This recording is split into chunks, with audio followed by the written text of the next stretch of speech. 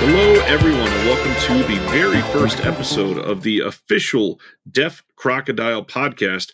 My name is Ryan Verrill, and I will be hosting this show. You may recognize me from the Disconnected, or as the person behind the Someone's Favorite Productions podcast network. And joining me is Chris Haskell, that you might know from They Live by Film, or a couple of the other newer podcasts that Chris has been jumping on.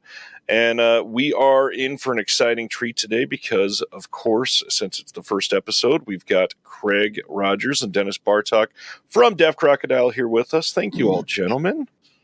Yeah. Hey. Hello. We are starting this brand new endeavor to highlight Deaf Crocodile films for everybody and bring some insight into the process and all that. And who better to talk about with that than with Dennis and Craig themselves? So, excited for this first episode. Dennis, could you share, first of all, how the year's been for Deaf Crocodile? Wow, this has been crazy. It seems like we're putting out a film every week. That's not true, but we are putting out a film a month. It feels like it. It does feel like it. We have released some really wonderful Eastern European sci-fi and fantasy films so far this year. Georgi Danelia's Kin Zaza is a favorite that came out earlier in the year. Which does actually share some similarities with another famous film, Zero Grad, which I think Chris is a fan of, by the director of In The Moscow Slums, Karen Shakhnazarov. They are both, in many ways, films about kind of the end of the Soviet Union. We put out an amazing Iranian thriller by Houman Sayedi, who is a very successful actor and filmmaker, a movie called World War III, that really, I think, caught a lot of people by surprise. Had not heard about it, even though it won awards at Venice Film Festival and was Iran's official submission for the Best Foreign Film Academy Award category last year. A really amazing film that starts out, you think it's a drama, and then about halfway through you realize it is this brutal Hitchcockian thriller, kind of about class warfare. And it most reminds me of Parasite, Bong Joon-ho's amazing film. Yeah, Parasite or Burning. Yeah, Burning is fantastic. It's kind of a shame. It feels like, I mean, the film is so good. If it were an American or even Korean film, it probably would have had a huge wide release and been a huge nationwide success. But it's Iranian, and it's harder to find an audience. But it's such a great film. A lot of people know y'all for the Eastern European films, but the Shafra Mokri set you put out to this day is one of my favorite releases and just collection of films I've seen in the last, 10 years maybe. Like, the work that he's doing is unbelievable. And so, and we know from history there's some amazing filmmakers in Iran. So maybe the modern ones are not getting distributed in the same way. But that World War III is probably a must buy. I mean, and y'all are doing some really good work finding these Iranian filmmakers.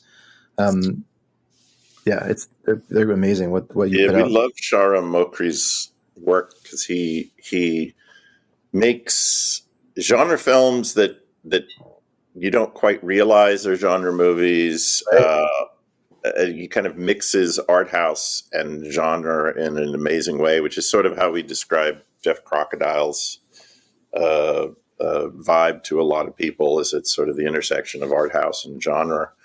And Fish and Cat is, oh my God, that was his breakout film, I think 2013. That one is amazing. It's a single shot movie. And you quickly forget that it's actually all done in one take. Yeah. There's been quite a few people that have done the single shot thing, especially since digital cameras came around. Mhm. But he's doing more than that. He's playing with time and is able to basically show you flashbacks in a single shot film. Like Which technically is not possible. Which hurts your brain to think about, but he pulls it off, and it's really amazing. Yeah, after we saw Careless Crime, which is his most recent feature, equally brilliant. I love Careless Crime. Oh my God, it's about the terrible, tragic arson fire at the Cinema Rex in Iran, in which arsonists locked hundreds of people inside of a theater and set it aflame. And it was actually one of the events that triggered the Iranian Revolution. But it looks at the events of the late 1970s and of the present time in which the film is made, as if they're all happening at the same moment in time, which kind of breaks your mind just to think about that. It's really incredible. Oh, yeah. Well, I think Craig described it as if you're playing chess on transparent boards on like 3 different levels, but if you look at it from above, staring straight down, it looks like all of the pieces are on the same board. But if you look at it from the side, you realize, oh no, they're all on 3 different levels. And just, how he could conceptualize these movies. I was like, does he have a huge like blackboard somewhere that's got unbelievable diagrams? Yeah, the next time we talk to him, we need to ask him, like, is this all coming straight out of your head, or do you have elaborate, like, written plans of how this all pieces together? Because it's hard to wrap your head around watching the final product. I can't imagine creating it. Just on that point, I mean, from a production planning standpoint, people don't talk about Invasion as much, and I think it gets lost because Fish and Cat is so good. And Invasion, if you were to see Invasion first, I think you would have the same reaction. But I think they tend to kind of blend together in an odd way. But he actually, again, with one take, is able to jump people in space, like physically move them across space, and you're just watching this, going, how the hell is he conceptualizing, planning, executing? Like, what does rehearsal look like for this? The whole thing is just mind-blowing. Yeah, Invasion is is trickier and more demanding. It's probably his most difficult film, which is why, in a way, it's the one that, like you, I kind of want to watch again and again. It is a new wave vampire film. Or it's kind of his homage to sort of new wave vampire movies. And it's set in this sports arena where they are playing this very strange sort of futuristic soccer-like game, but also investigating these vampiric murders. And people who have watched the set, they keep saying, Invasion's the one I don't quite get, and yet I want to keep watching it over and over because it's so dense and tricky. And Sharam has said that over the years, like, that was a less successful film, but he's like, over the years when people come to him and talk to him about the films they've watched and love, he's like, that's the one that keeps coming up more and more and more. Yeah, for me, it's sort of like his version of James Cameron's The Abyss or Wim Wenders Until the End of the World. It's the difficult movie that you kind of keep coming back to because it is so complicated and dense and really requires a lot of engagement from the viewer. But we digress, as we often do. Actually, our first film this year was, my God, this seems like 5 years ago, was Bill Plimpton's The Tune. Yes, it was. his first animated musical. Yeah, you're right. I was like, that was this year. I'm like, oh, that was January, and we are super excited. I don't know if we've announced these or not, but we are putting out 2 other incredible animated features by Bill Plimpton: Mutant Aliens and I Married a Strange Person. Watchers of The Disconnected got a tease that we're doing, but we haven't had a wide announcement yet. Okay. And then in February, we put out an amazing Hungarian, also an animated musical, very different but equally idiosyncratic, called Bubble Bath, by the animator Georgi Kovashnai. Sadly, it was his only feature film that he was able to make before he died of leukemia, but he had made a number of incredible experimental short films. We included a bunch of them on the Blu-ray release with Bubble Bath. That's another title that is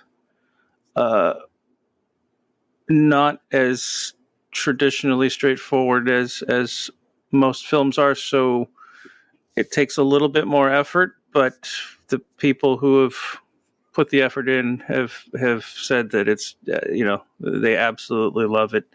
I haven't seen too many people say they didn't like it. It's just getting people to give it a chance, because it is a little, the narrative is a little different.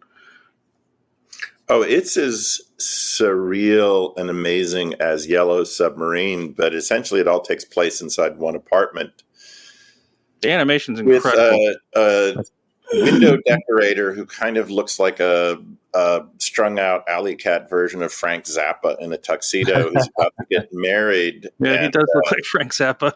He busts into the apartment of his wife's best friend, who is this kind of beautiful, leggy Betty Boop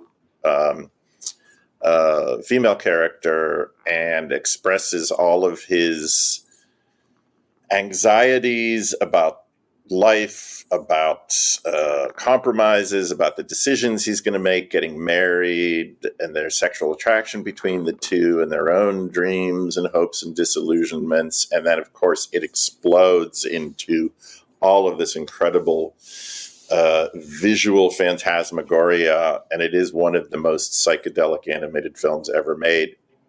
Oh. And technically, almost all happens inside this one apartment. And people who know it are like, "Oh my God, Bubble Bath is just amazing." So I'm really glad we're able to introduce Kovashnai's only feature film to a wider audience.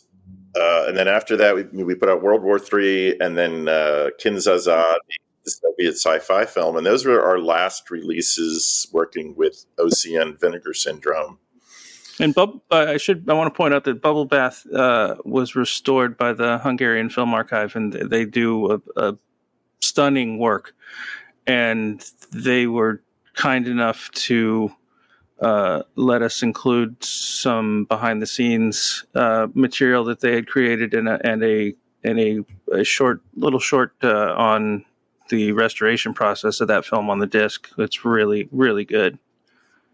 Well, and we should also mention, talking about restoration, that Kinzaza and Ruslan and Ludmilla, The Tale of Tsar Sultan, Ilya Muromets, those great Petushko films we've put out, and upcoming In the Moscow Slums, which is a brand new film, but the earlier films were all beautifully restored by Moss Film.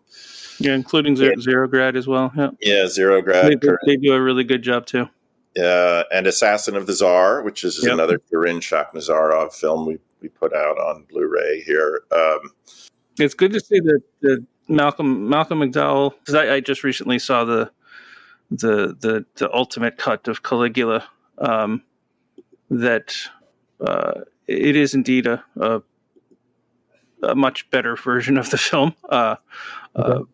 Not just because the porn's been cut out, but the Malcolm's performance is really pretty spectacular. There's a there's an arc to his character now that was just not in the original cut. But I'm glad he's kind of in the limelight again a little bit with that coming out. Apparently, he's in a new TV series, and Assassin of the Tsar, was a while ago, and we released it, but it's just another performance of his that's so good but a lot of people haven't seen, and that it's a Russian film, but it's in English, so people should really check it out. He's amazing. So after World War III and Kin Zsa Zsa, those were our last releases as one of the partner labels at OCN Vinegar Syndrome, and we made the big leap to partner with Jesse Nelson at Diabolic DVD, and our first releases with him were Alexander Petrushka's final film, this epic 2.5-hour, 2-part glorious fantasy called Ruslan and Ludmilla, which is also part of a 4-film box set that we released with all 4 of the movies we've put out that Petrushka directed, starting with Ilya Muramet's Sampo, which was a Finnish Soviet co-production, The Tale of Tsar Sultan, and Ruslan and Ludmilla, and we offered it as a Kickstarter exclusive with an incredible, beautiful new box with illustrations by Tony Stella, who's done artwork for all of the Petrushka films we've put out so far. And that was fabulously successful, much more than we thought. What was... Well, honestly, that whole project just kind of kept changing as it went. Because Ruslan and Ludmilla was originally going to be released by OCN Vinegar Syndrome. Yeah. And so what we were going to do is just make these boxes available with nothing in them, because we didn't have stock of Ruslan and Ludmilla, and we only had a small amount of some of the other titles. And then as the Kickstarter was going, a week or so in, OCN came to us and they said, well, your Kickstarter's doing well. Maybe you want to just buy out all of the inventory on Ruslan. And so we ended up doing that, which gave us the stock we needed to maybe make this a box set instead of just an empty box. Oh, cool. But that also meant we're going to have to reprint some of the other titles because we didn't have enough on hand. So it kind of... It kept growing as the Kickstarter was going.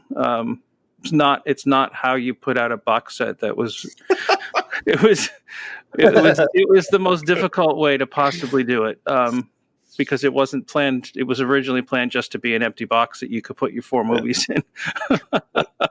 So it wound up that far and away we had this tremendous demand for the box with all 4 films.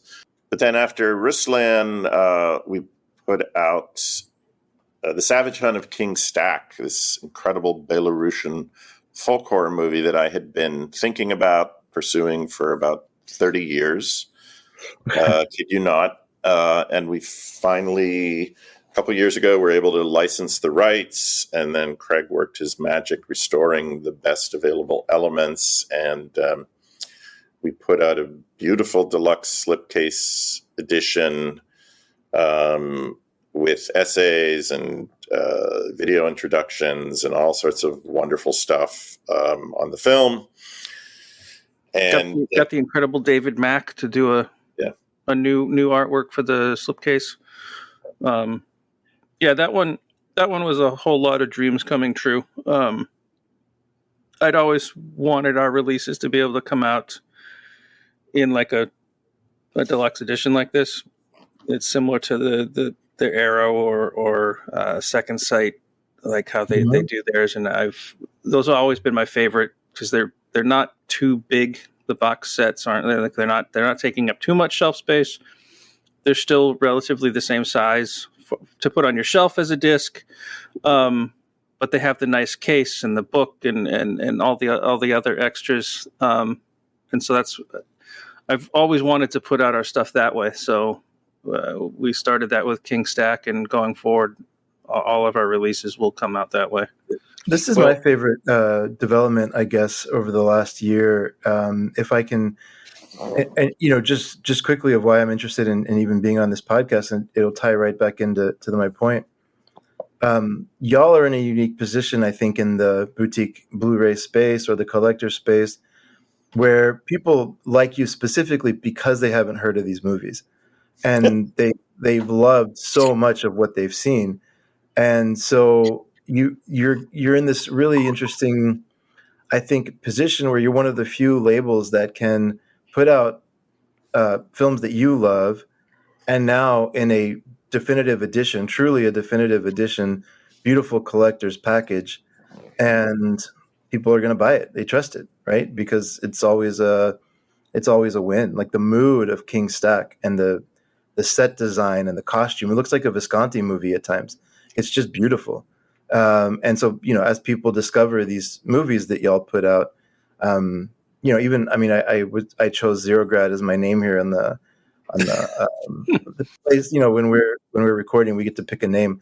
I chose Zero Grad for mine, but that's one of those ones where, like, I don't think people understand comedy from different countries can be really amazing. And Zero Grad is just it's like a Fellini movie. Like, it's so clever and funny and charming and creative. And so anyways, I love this idea that y'all are putting out the movies in the kind of packaging that if they were American or British or Japanese or Italian films, they would be getting these deluxe boxes, because these are great movies from these countries that are just maybe not as tapped into, or filmmakers aren't as well known or whatever. And y'all are really helping correct that. So I think it's been really fun to watch the journey, I guess, from y'all. We spoke to you first before you had your first release, when you had this kernel of an idea and releasing a few titles, and to go from that to this package and having these collector's items has been just really fun to watch.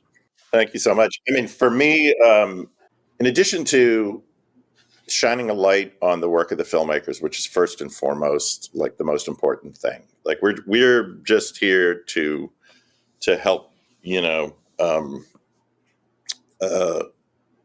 restore, distribute, let a wider audience experience films that we're really excited and passionate about. So we didn't make the films ourselves, except in the case of Trapped Ashes, which comes out in October, which in fact we did make, because I produced and wrote it. The other thing that I think is most amazing is that we have the incredible wizardry of Craig to restore these films, and that's something that a lot of boutique labels are not able to offer, is studio level restoration, so that you're seeing them in really the best possible version based on the best the best available elements. So. Well, being a consumer of this label, I think one thing that I really wanted to highlight on is how much trust is in this relationship for somebody that likes Deaf Crocodile stuff. Because obviously, we hear a little bit of scuttlebutt around the trust in the curation from Dennis and Craig, which is great. But there's so much more than that. I mean, we can trust every single time that there's going to be excellent special features. We can trust every time that the restoration will be mind-blowing. We can trust one thing that's very important to Deaf Crocodile is exceptional art. And I think that's one of the best parts of this move to the deluxe edition, because now you get to exploit that even further. Instead of just a standard edition movie poster slip on the inside and nice slipcover, there's 3 or 4 different extra little covers to put art on now. And we've seen that, like with King Stack and with Adela, the art coming out of these brand new releases are incredible. And so when people are seeing these coming across social media or scrolling on Diabolic DVD, it is eye-catching in a way that many boutique labels are not taking advantage of. Obviously, I know a lot about Craig's love for art, so I just want to hear from Craig why the focus on art so much, and how important is your package for these films looking good? How important is that to the company? Well, I've got a background in both collecting and I worked as a sales manager for some comic book artists. So I've got a love for good art and graphic design. But honestly, a large part of it is seeing how bad so many releases look, and I don't want to put out something like that. I don't want to put something out and just be embarrassed at how ugly it is. Like that's the driving force. It's like it's so easy to just slap something together in Photoshop, myself, and I'm not a graphic designer. I'm like, it's not going to look good. I'm like, yeah, it didn't cost me anything because I did it myself in Photoshop, but I'd be embarrassed to put it out, and I don't want to do that. We've got Beth Morris, who's been handling all our graphic design, and she's just done some just stunning work. I didn't think she could top the King Stack work she did, and then the cover for In The Moscow Slums. She just shared it on Twitter yesterday. It's stunning. It's really the slipcase artwork is by Haunt Love, and she just integrated, elements from what he did into her graphic design for the standard edition, and it's just a gorgeous release. Both the slipcase and the standard edition, like the artwork is just fantastic, and we try to find. Dennis and I had talked about this. We kind of go back and forth with, like, we don't have a brand look. Like, every release, you don't see it and go, obviously Deaf Crocodile, it's got their look, Right. The thing I hope that ties our releases together is that they look great. So, like, if you're looking at a shelf of titles, whether in a store or online, and a cover jumps out at you, is like, wow, that's nice. Hopefully it's ours. Because we put a lot of time and effort and honestly money to make sure we've found the right artist for the right title. Because there's a lot of times where an artist is phenomenal, but their style doesn't work for that film. Yeah. Which is part of the reason why we don't use one person for everything. We try to find the artist whose work blends perfectly with the film we're releasing. So so it all just makes sense visually. It's kind of like when you see a trailer that's like a fantastic trailer, but it's not the movie. Right. You know what I mean? Like, you're like, oh, that's a terrific trailer, and then you see the movie, and you're like, but that's like the tone, everything was like, it's like a different movie. It's kind of feels like lying. So visually, we want our releases to kind of feel like the film. Like it's all one cohesive piece. The film, the artwork, the trailer. We want people to kind of know what they're getting into if they're just looking at the artwork, or if they just see the trailer. It should all go back to what is the film. Yeah. Well, now that you broke In The Moscow Slums, I mean, maybe that's a good transition to talk about that release, because that's this is the third or fourth movie from this director that y'all have put out. You're expecting me to remember something. No, it's okay. Zero Grad, Assassin of the Tsar. Yeah. Is Dennis? Is this the third? Zero Grad, Assassin. By Shakhnazarov? Yeah, Shakhnazarov. This is the third. The third okay. Shakhnazarov. Yeah. So, and he's such a talented filmmaker. Are you working with Moss Film directly for these releases? Or are you working with him? Or both? we're working with both because Shakhnazarov for many years has been the director general of Mosfilm. So he wears multiple hats. He continues to make really, wonderful, fascinating movies as one of Russia's kind of most acclaimed and most interesting filmmakers. But he has also, for nearly 30 years now, been the director general of Mosfilm, which is Russia's oldest and largest film studio. And so in that capacity, he's overseen the preservation and restoration of dozens and dozens of amazing films, including a number that we've put out, such as Ilya Muromets, The Tale of Tsar Sultan. Ruslan and Ludmilla, they undertook an incredible 4K restoration, I think primarily because I kept harassing them. So I really loved Petrushka's work. I organized a retrospective that toured the U.S. in the early 2000s with our friend Alla Verlotsky at Seagull Films, who we've co-presented these movies with. And so I kept kind of hounding our contact, Elena at Mosfilm, saying, are you going to restore any more Petrushkas? And I think they kind of had been thinking about doing Ruslan and Ludmilla, but because it's 2.5 hours and it's a long film, that's an expensive 4K restoration, they sort of moved it to the top of the chain so that I wouldn't keep harassing them anymore. Little do they know there's more Petrushkas we want. Oh my God, there are a number of other Petrushkas we would love to put out, and I do keep gently harassing them about those too. And they've been really great partners to work with.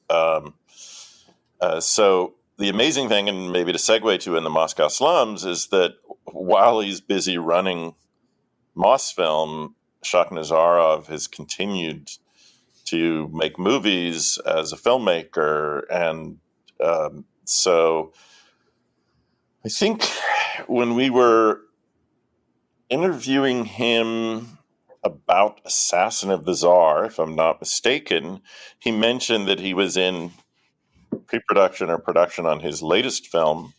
And he kind of teased, he said, oh, well, I'll show it to you when it's finished. I think you'll find it very interesting.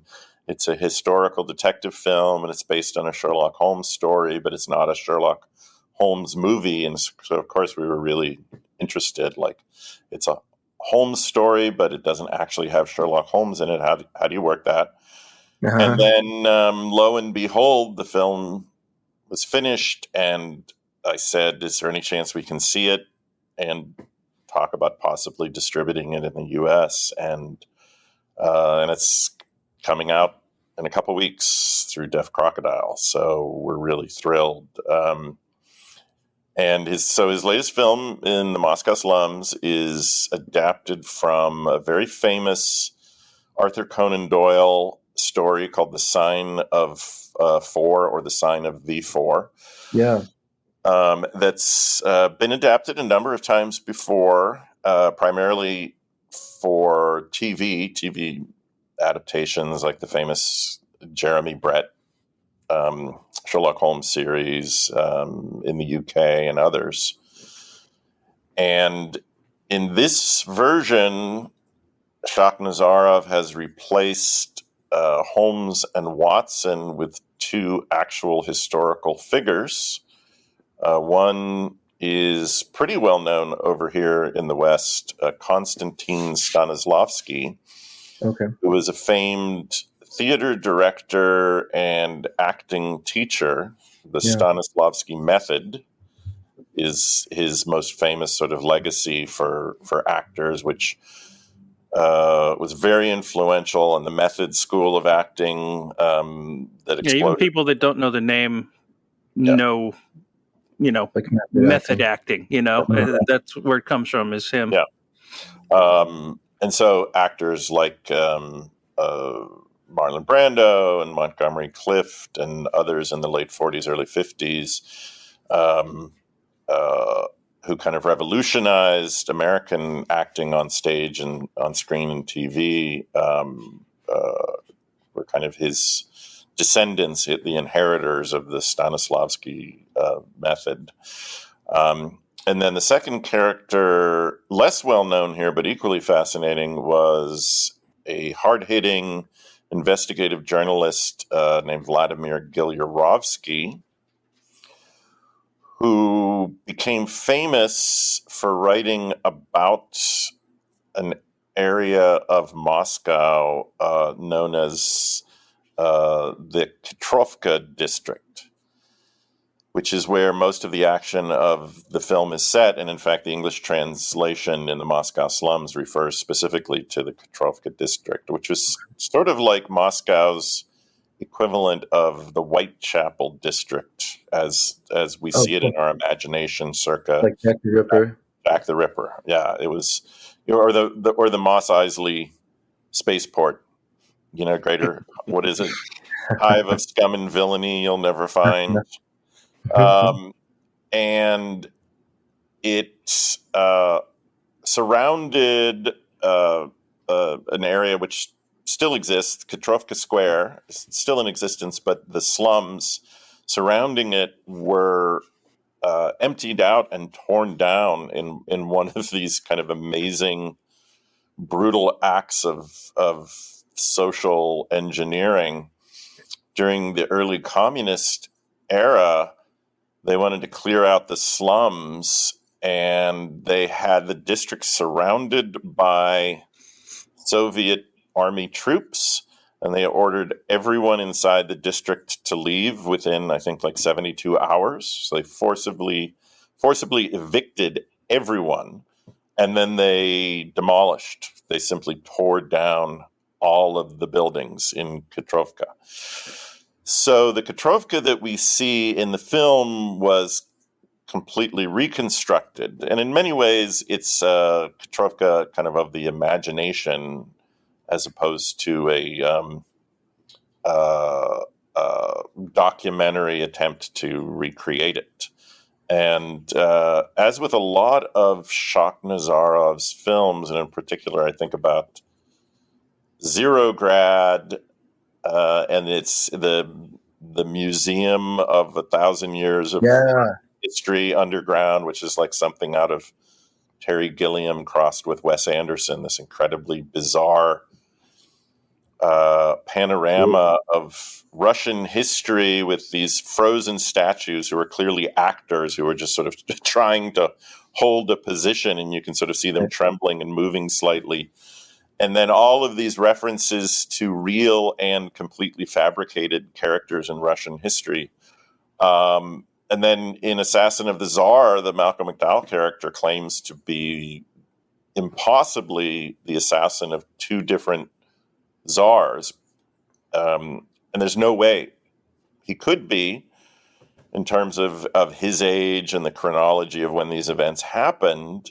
And yet he draws both the other lead character in the film, who's the head of the mental hospital, and us as the audience into this kind of time warping alternate reality where he in fact is the assassin of these two czars. So a lot of Shaknazarov's films are about the dialogue between what is real history and what is imagined history.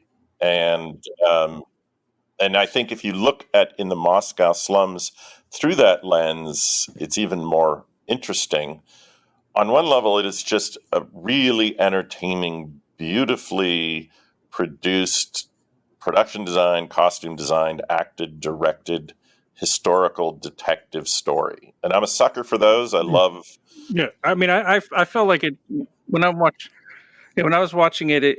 It felt like the marriage of like Guy Ritchie and Kenneth Branagh's last few films. Like, yeah, it's kind of got the Guy Ritchie action adventure, but it's got the style and kind of acting of the last few Branagh films, which I think is a nice combination. It's also pretty damn funny too. There's a lot of stuff in this that's got some really humorous moments, and not to mention the colors in this movie are beautiful, mind blowing. Oh. No, it's just it's one of those movies. That's the thing, is like you were saying, like they recreated the slums so beautifully. Yep. I'm like, it's impossibly beautiful. Well, and in a way, that's part of the theme of the film. So the movie essentially opens with Konstantin Stanislavski struggling with production of playwright Maxim Gorky's, one of his most famous plays, The Lower Depths, which he, in fact, directed at the Art Theater in Moscow. And he feels like he is not able to understand the real lives of slum dwellers. And so he reaches out to Vladimir Gilyarovsky, the journalist who has written about this district and who kind of knows his way around, knows all the kind of characters and he wants to do what all the modern day method actors want to do before doing a show is I want to drive a taxi cab for a month. I want to, ride along with the cops. Like he wanted to go to the slums to see what it's really like. But even looking at it and being there is not the same as being part of it or living it. It's not the same. There's a fantastic movie called Sullivan's Travels that explores this on some level as well. Absolutely. Great film. Brilliant. Yeah. And I love this. Kurosawa directed Lower Depths, and there was a French director as well. Was it Renoir? Renoir. No. Yeah. Le Buffon did an adaptation of The Lower Depths. It was very famous. A fascinating story to really just get a glimpse into each director kind of made it, French or Japanese. They made their version of this. Obviously, they adapted it, but it's such this idea of just like going in and just sort of observing the slums as they are without really a judgment is a really fascinating story. Well, even slumming, the term, which is that you're an outsider, and then you're kind of as a tourist, you're just sort of you have a day pass to visit the slums, but you're not really trapped there, and you can always go back to your own safe life afterwards. Is very much one of the themes of In the Moscow Slums as well. And the character of the Countess, who is played by Anfisa Chernik in the film, and spoiler alert, she and Stanislavski have a kind of flirtation throughout the film. But in the end, she's basically like, you belong to your world, I belong to mine. And as much as we would want to sort of see them have a Hollywood ending, they don't. He goes back to his theater and his production of The Lower Depths, and she goes back to the actual Katrovka slums. So it's a little bit more real, right? Well, it's very interesting, the idea that as an artist, you pick and choose what is most useful to you.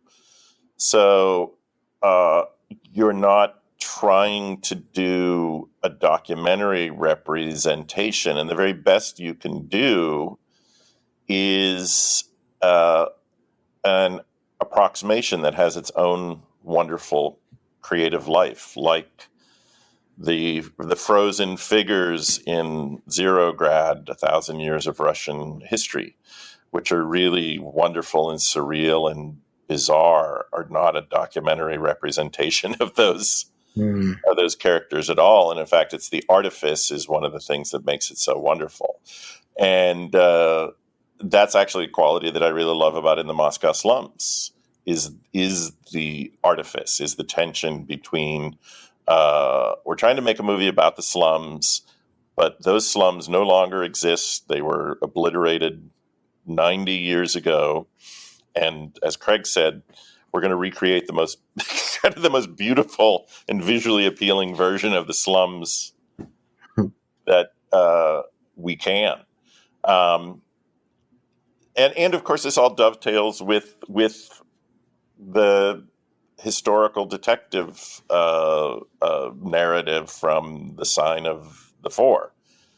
And, to me, maybe the best comparison is some of the recent Kenneth Branagh, Hercule Poirot adaptations. The third one, actually, I think is my favorite by far, The Haunting in Venice.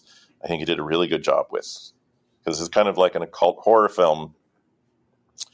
Really well directed, well acted, and I think for people who are fans of that kind of period detective films, they'll really love In the Moscow Slums. Yeah. And if you love Shaknazarov's other films like Zero Grad or Assassin of the Tsar, White Tiger, or others, I think you will also see a lot of thematic parallels with the kinds of themes and issues that he has been exploring Definitely throughout his career. On that note, why don't we get into some of the context behind this? And one thing that you guys are great about is providing excellent extras. So what do we have on this disc to entice people to pick up this deluxe package? Well, I'm glad you brought that up. We have, as we've had for our previous Shakhnazarov releases of Zero Grad and Assassin of the Tsar, there is an extensive interview that I conducted via Zoom with the director, Corinne Shakhnazarov, from the offices of Mosfilm Studios. And separately, there's also a very extensive interview that I did with Mosfilm's head of public relations, Gayan Ambartsumian, and she's sort of the in-house historian, and she talks about the founding of Mosfilm, kind of what it looked like in the early days, what remains of those original Mosfilm studios, kind of how it grew into being the kind of powerhouse and juggernaut of the 1950s, 60s, and 70s, their preservation efforts to this day. So I really love both of those interviews. There's a new video essay by film historian Evan Chester called From Sherlock Holmes to Method Acting, Strolling Through Petrovka. And Evan has done a number. In fact, we discovered his work through YouTube. Craig, I think you were maybe the one who... Yeah, I first found he did this really great video on Eastern European animation that I was watching, which then got me looking at some of his other videos, and then I realized, I'm like, oh, he's very interested in the same stuff that we put out a lot of, so we should reach out to him. Well, and then we have a commentary track by journalist and physical media expert Ryan Verrill and film professor Will Dodson. So maybe you could talk about that, Ryan. It's a visual essay. Visual essay. That was moved over on this one. We go into a lot of depth on this, providing some context on those real life people that Dennis brought up, talking about the literary history behind some of this, and comparing some of the Sherlock Holmes-ness of it all. And honestly, I'm really proud of this visual essay. I think it's one of our best yet, and a lot of it is just this is a really gorgeous film to be able to narrate against, and it gave a lot of wonderful backgrounds to be able to speak on and provide really great examples of what we were trying to, educate on some of these subjects on. And yeah, very, very happy with how it turned out, and honored to be a part of this package, because this movie's fascinating and I think people are going to love it. One thing I did want to bring up is if anybody is listening to this and still sort of on the fence, and you look it up on we all love Letterboxd and IMDb and all those things. You're probably going to find it under the name Katrovka, the sign of 4, rather than In the Moscow Slums. So important to pass that along. But this is highly recommended from somebody that had loved Sherlock Holmes as a child. This scratched a lot of itches for me, and the juxtaposition in this film too. When you have a film called In the Moscow Slums and you show the slums all the way up to the most pretentiously classy areas, and watching those interact and provide just those either off the wall silly situations to very interesting, how are people going to get past this scene and into the next scene type of tension building situations. This film kind of has a lot of everything, and I'm just happy to be a part of it. You guys did great work getting this one out there. Well, thank you very much. Very happy that you and Will once again can contribute to our releases. We now have a kind of core team of go-to people who show up again and again. As Craig mentioned, Beth Morris, who's a British-based illustrator and graphic designer, now does pretty much all of our standard wrap designs and does an incredible job. Her design for Savage Hunt of King Stack, that just shows the rider with the skull head, is one of my favorite wrap designs we've ever done. I think it's so beautiful and haunting. Walter Chaw, who's an amazing film critic, contributes essays now for all of our deluxe slipcase editions. You and Will have contributed either audio commentary or visual essays for a number of our releases. I should mention Anna Kaperska, who cuts the trailers for our films, has done an incredible... Yeah, she does an amazing job. Anna's work is brilliant. Every time she sends us a trailer, like, our jaws kind of hit the floor because she does such an incredible work, kind of reinterpreting and getting kind of to the essence of what makes these films exciting and hopefully compelling for people to want to pick up. Sam Deegan and Jenny Barker have contributed to a lot of our animated releases, in particular commentary and written essays, and both do an incredible job. So there are a number of people that we kind of return to again and again because we're such big fans, Ryan, of the work that you and Will do, of Sam, of Jenny, of Walter, of Beth's artwork.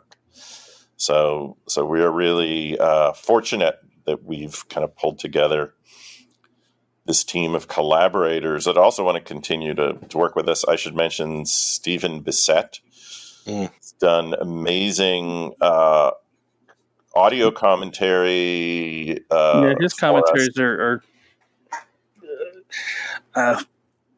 more entertaining than most. I don't know. I think because he just has an easygoing kind of conversational style to his commentaries, so it doesn't feel like you're sitting in a classroom just being lectured to, with just bombarded with just dry information.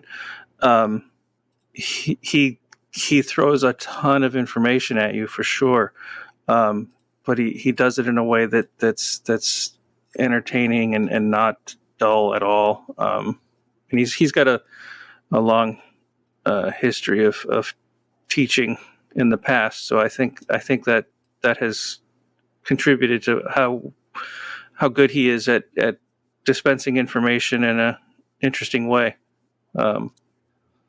Well, and now Evan Chester has also been contributing visual essays to a number of our releases along with you and Will. So again, we just feel really lucky that we're able to collaborate with some incredibly talented and passionate individuals who just love movies and love kind of diving into them. And it really helps because I think, as you guys pointed out earlier, a lot of the films we put out are almost or are completely unknown. Here, Cathedral of New Emotions, this incredible German animated sci-fi film we're releasing in January. If you mention that name, I was going to say 99 out of 100, but probably 99,999 out of 100,000 film fans will stare at you blankly and say, you just made that up, or no, that film doesn't exist, or I've never heard of it. And it was recommended to me by a friend and coworker named Alex McDonald, who was a programmer for years at the Cine Family here in LA at Silent Movie Theater and is an expert in weird and wonderful world animation. And he said, have you ever seen Cathedral of New Emotions? I was like, seen? I've never heard of it. And we started to look into it and said, this is a Deaf Crocodile kind of movie. And tracked down this is the filmmaker Helmut Herbst, sadly passed away just a couple of years ago, but before we had started looking for the movie, we were able to reach his wife, Renata Merck, in Germany. There was no available, recent scan of the film, so we made a license agreement that would also allow her to do a new scan of the film, and I think we're releasing it for the first time ever on physical media in any format, I believe. And it is this truly psychotronic, psychedelic, animated sci-fi film. It's about a commune of kind of stoner German leftist hippies who get set adrift in space in an enormous packing container held by a giant floating hand. And as they drift aimlessly through space, they sort of descend into moral, political, and sexual chaos, all to this throbbing krautrock soundtrack. And it is utterly amazing and mind-bending. And it is one of the visually most surreal, psychedelic animated films ever made. It really is on par with Belladonna of Sadness. As when you finish watching it, you're like, my God, how was this ever conceived and executed? Right. I, talking about the Mokri stuff earlier and films like this, a lot of the films that Deaf Crocodile has touched, I've tried to think of it first, from the entertainment perspective, but then afterwards, just from the filmmaker perspective, it seems like some of these, you almost have to have storyboards for the storyboards before you get these set up. And that is what has led, in my opinion, at least, to some of this curatorial trust that you've developed with this fan base that's out there. And everybody listening to this, I've seen some of the ones that are coming up on the slate. I've helped with some of them, and I'm beyond excited for the next year of films that you have coming out. I know that In the Moscow Slums is the one that we're announcing as of today when this is released. But as we're highlighting this, you guys have made this newfound relationship with Jesse Nelson over at Diabolic DVD. And there was, questions online, people curious about the deluxe editions and all that. Are there, easy plans moving forward that we can explain through this podcast to where everybody can pick those up, or where these are going to be available, or when they're going to be available, and all of that fun stuff? Craig, I know that's more of your land. You want to try to explain that to everybody? Well, all of our releases are going to have the deluxe edition and a standard edition. And they will be available in our shop at deafcrocodile.com. As well as Diabolic DVD. We are also selling both standard and deluxe editions to other retailers. So they are available elsewhere. So I know a lot of people use Orbit DVD and some others. They carry our stuff as well. The standard editions will be available on Amazon. Not the deluxe editions, just the standard editions. Because a lot of people use Amazon, especially if you're paying for Prime. You get the free shipping. It's hard to turn down. But yeah, they should be available. Obviously, the best places for you to buy them is from us directly or through Diabolic. But your favorite retailer isn't carrying it, let them know that you want them to. Ask for them. Yeah, that's a big deal. Because we do have a wholesale portal set up so retailers can buy wholesale from us. So we want our stuff available everywhere. So so yeah, if you can't find it, come to us and or talk to your retailer and say, hey, why aren't you carrying this? That's a great answer. So you'll be able to get it everywhere. One quick thing to end on for everybody. What is the title over the next 4 months or so for Deaf Crocodile that you're looking forward to everybody experiencing for the first time most? Craig, why don't you answer that one first? Well, that's a leading question. I think you know the answer for me. I know the answer, yes. Well, I'm kind of obsessed with Felly Day. So as I've been working on it, restoring, and for the last few weeks, if I come across a particular shot or even frame, I've been just popping them up on Twitter because it's very easy for me to just click and send. Right. So if you follow us on Twitter, there's been quite a bit of Felly Day stuff trickling through as I've been working on it. It's all my favorite things, it's an animated film, vintage animation, not digital.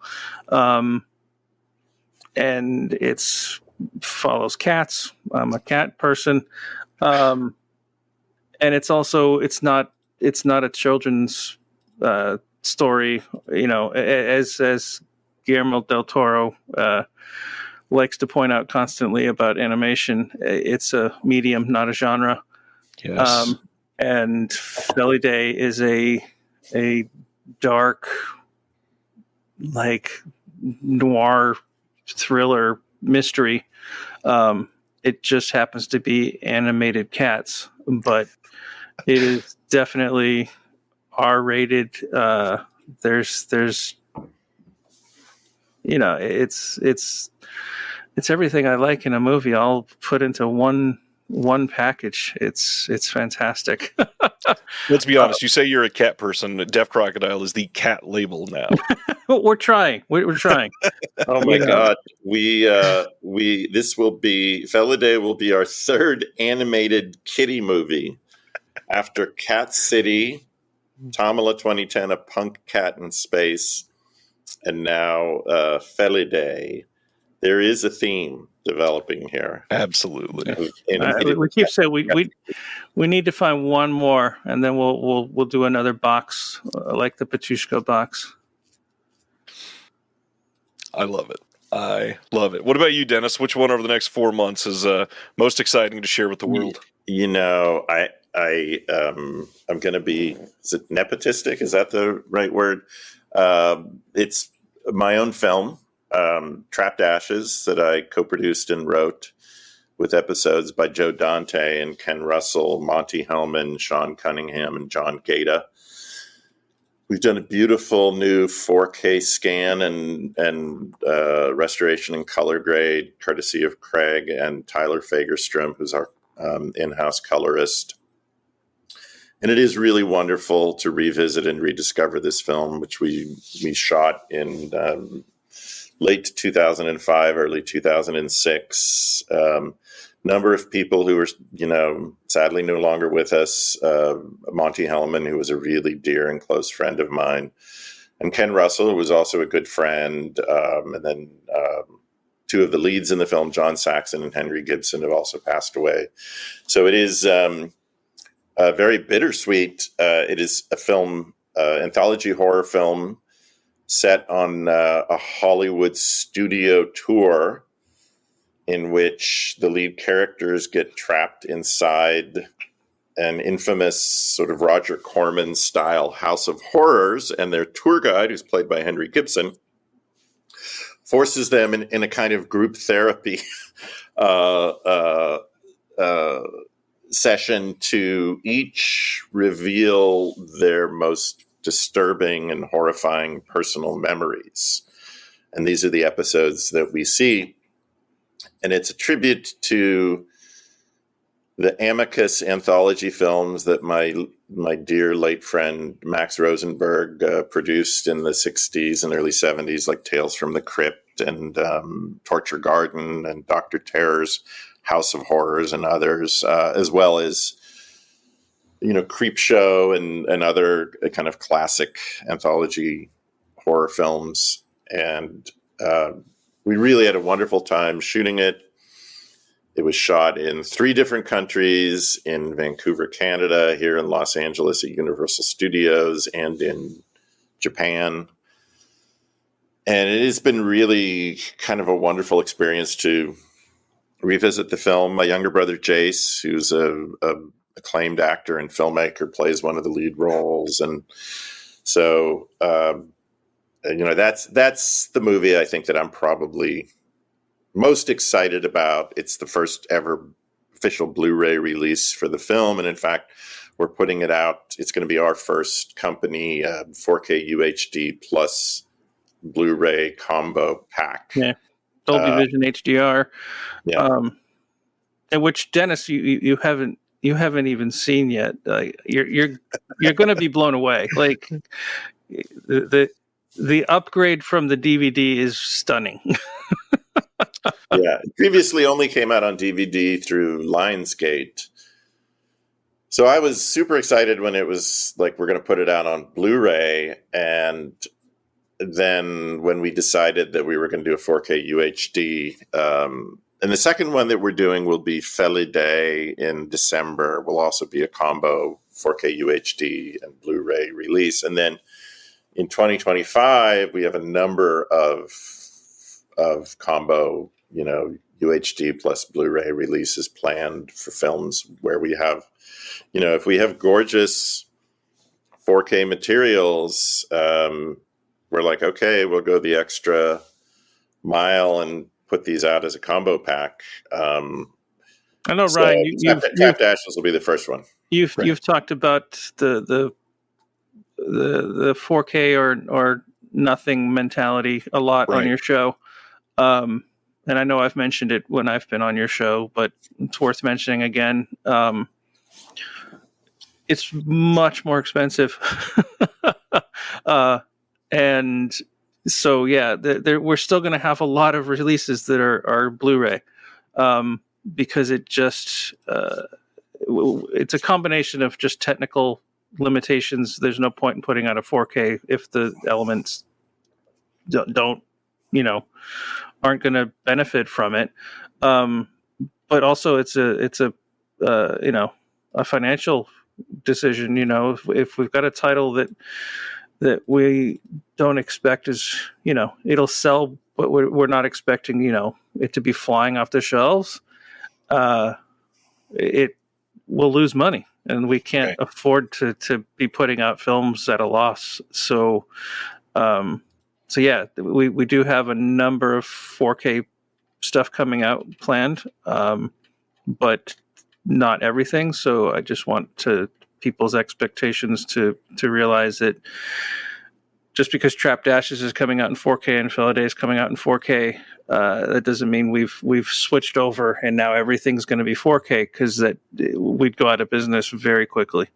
And also it as Craig said, for a number of films, simply the best surviving or available film elements, aren't able to be scanned or at 4K resolution. So if you don't have a 4K raw DPX files or ProRes to work from, then there's no point in doing a 4K UHD release with an HDR grade. So that's something else that, And honestly, some of the stuff I was QCing the Blu-ray for In the Moscow Slums. It's stunning. It is. Like it's like you would almost think like that's 4K, right? Like, I mean, if you're playing it on a 4K, TV with an HDR TV, it looks absolutely amazing. I was looking at one of the shorts we're going to be putting on one of the Bill Plimpton films, and that's HD. But the color and the resolution, like, it's so beautiful, and the color and contrast is so spot on.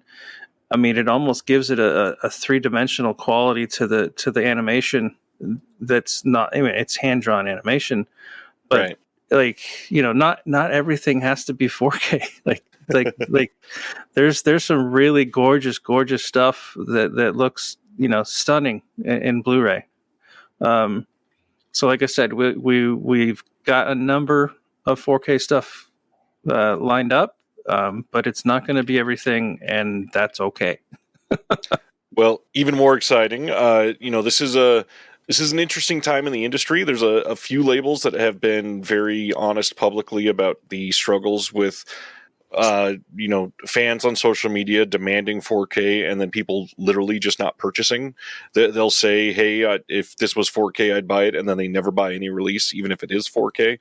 But beyond that, Deaf Crocodile as a whole is willing to be refreshingly transparent. And with a podcast like this, we can discuss that in upcoming episodes. So we absolutely will broach some of those subjects as they come up. And one of them, perhaps we dive into the UHD cost and qualifications when we talk about Trapped Ashes next. That's something that a lot of people that have never heard the ins and outs on the inside of the actual difference, it's going to be mind-blowing to some of these people. If you hear actual numbers, you might suddenly grow a little more empathy for some of these people working behind the scenes. And that's one of the things I've been most fortunate about, is getting to know these people and learning, oh, that's why you made that decision. Okay, not only does that make sense, I will defend you to the death. So thank you so very much. We're looking forward to future episodes, and we'll talk more about those future episodes in this next upcoming segment. But want to be cognizant of your guys' time. Anything else we should let everybody know until the next time we gather for our next episode?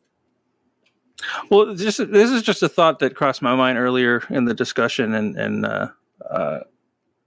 it's something I'm, I guess, proud of, or I appreciate that it's kind of an unintentional consequence of the films we put out, being from all different cultures around the world. It really makes you appreciate that we are definitely more similar than we are different. Because of the war in Ukraine, there's and for other political reasons, there's a lot of anti-Russian sentiment, but separating the politics from the culture or the people is important. And then you see these films and you realize, like, oh, this is just like the films we make or we watch or we enjoy. We're all kind of the same. Right. And that's not just speaking of the Russian films. It's, all of the films from around the world, the Hungarian, the Bubble Bath, seeing an animated film that's discussing the fears of, adulthood, of getting married, of the concept of just being an adult and all the worries. Everyone has the same fears and loves, and it's interesting I think it's important to watch things from other countries and other cultures, it can be interesting and fascinating to notice the differences, but I think more importantly, you'll realize there's not that many differences. Like it. I'm glad we're, and it wasn't, like I said, it wasn't our intention or to put out films from around the world for that reason. But I think it's important to note that that's a wonderful side effect, is that you see all these different films and realize they're not that different. It's very true. Nicely said. On that note, we thank you guys for your time. Chris and I will be back in just a moment to discuss the future of the podcast, some things that will be happening on future episodes, and we will leave you with that till next time. Thank you, Dennis. Thank you, Craig. Ryan, thank you, and Chris, so much for having us on.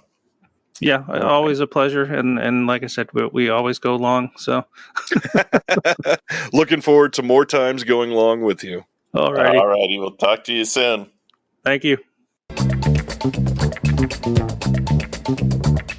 All right. Once again, want to say thank you to Dennis and Craig for the opportunity to be able to start this, but also thanks to you, Chris, for recording with this. Deaf Crocodile has meant a lot to me over the last couple of years, but just a little bit for our background. Could you share with everybody why you wanted to be a part of a Deaf Crocodile podcast? Yeah. And first of all, just like what nice people. Like, what a fun interview. Just what nice people. I love those two guys.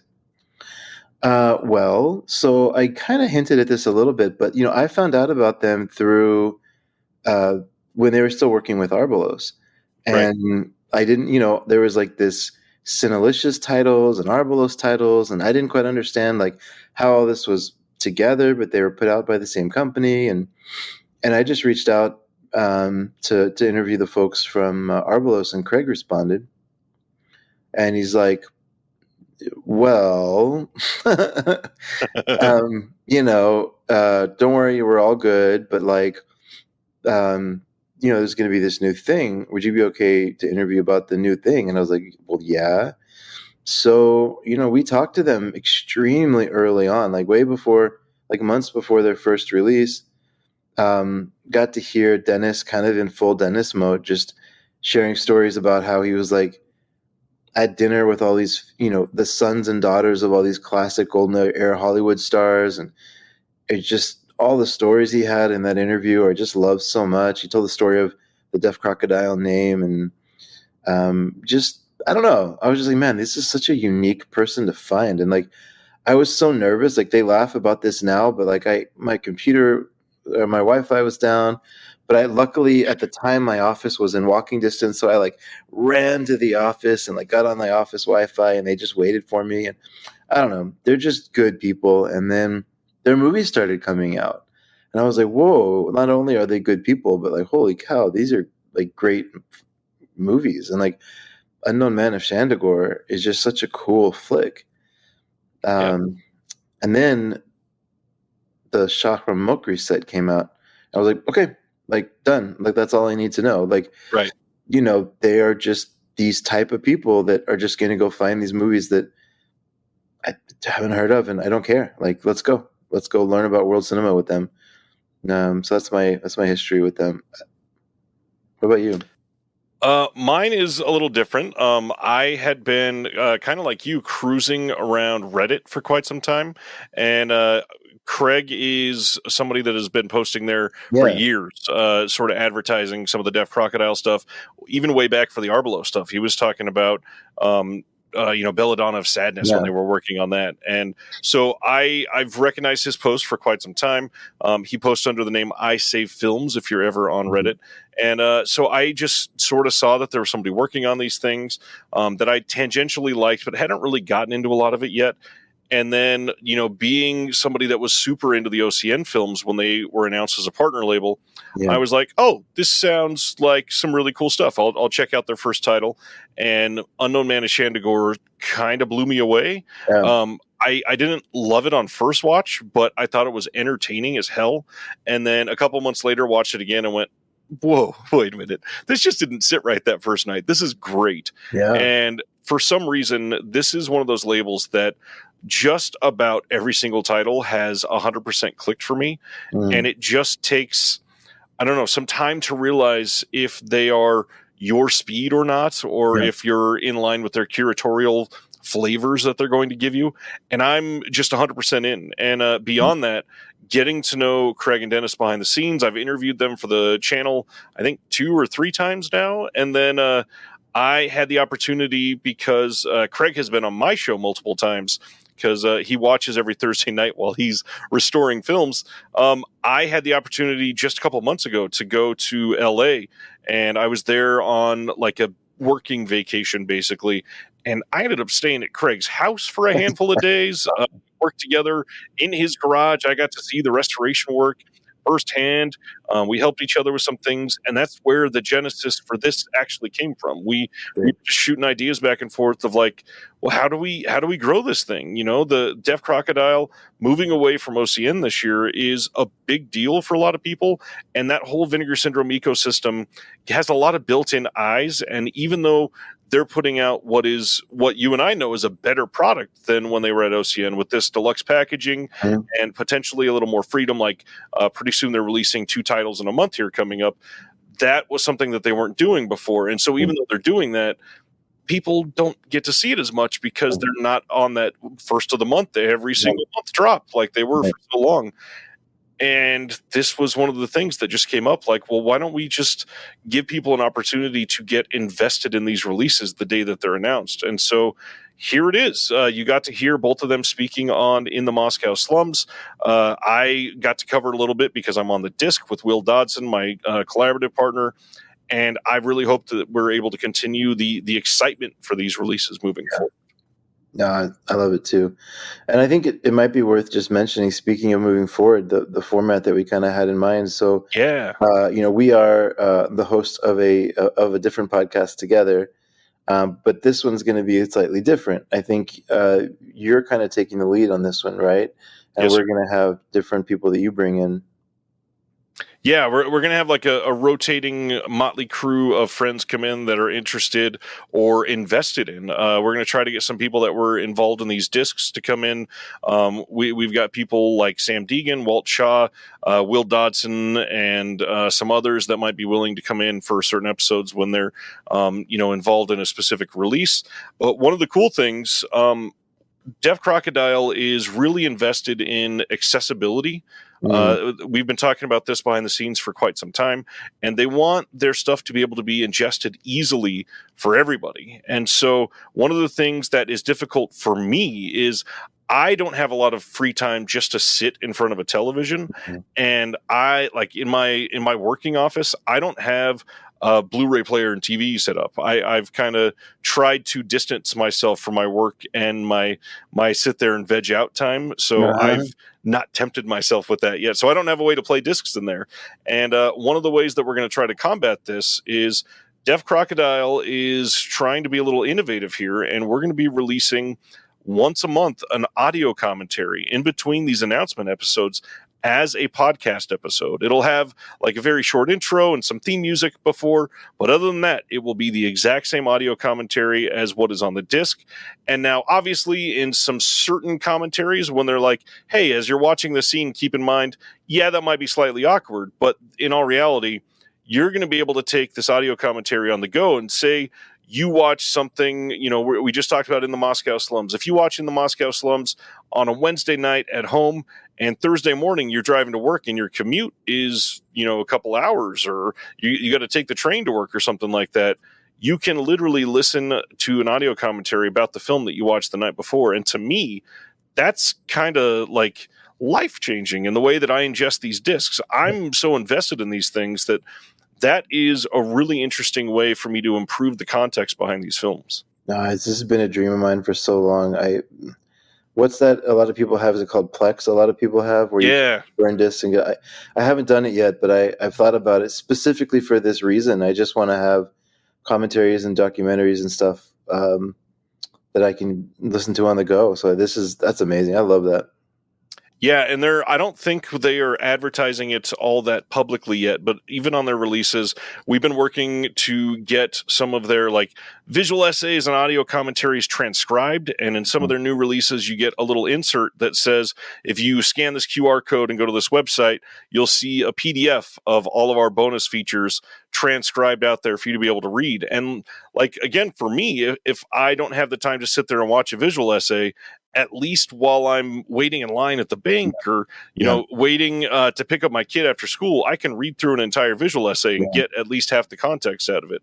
That's a huge deal to me. I love that, for a lot of people that are, perhaps hearing or visually impaired, the only way that they are able to, get access to these films is through that main feature. They can watch it with subtitles.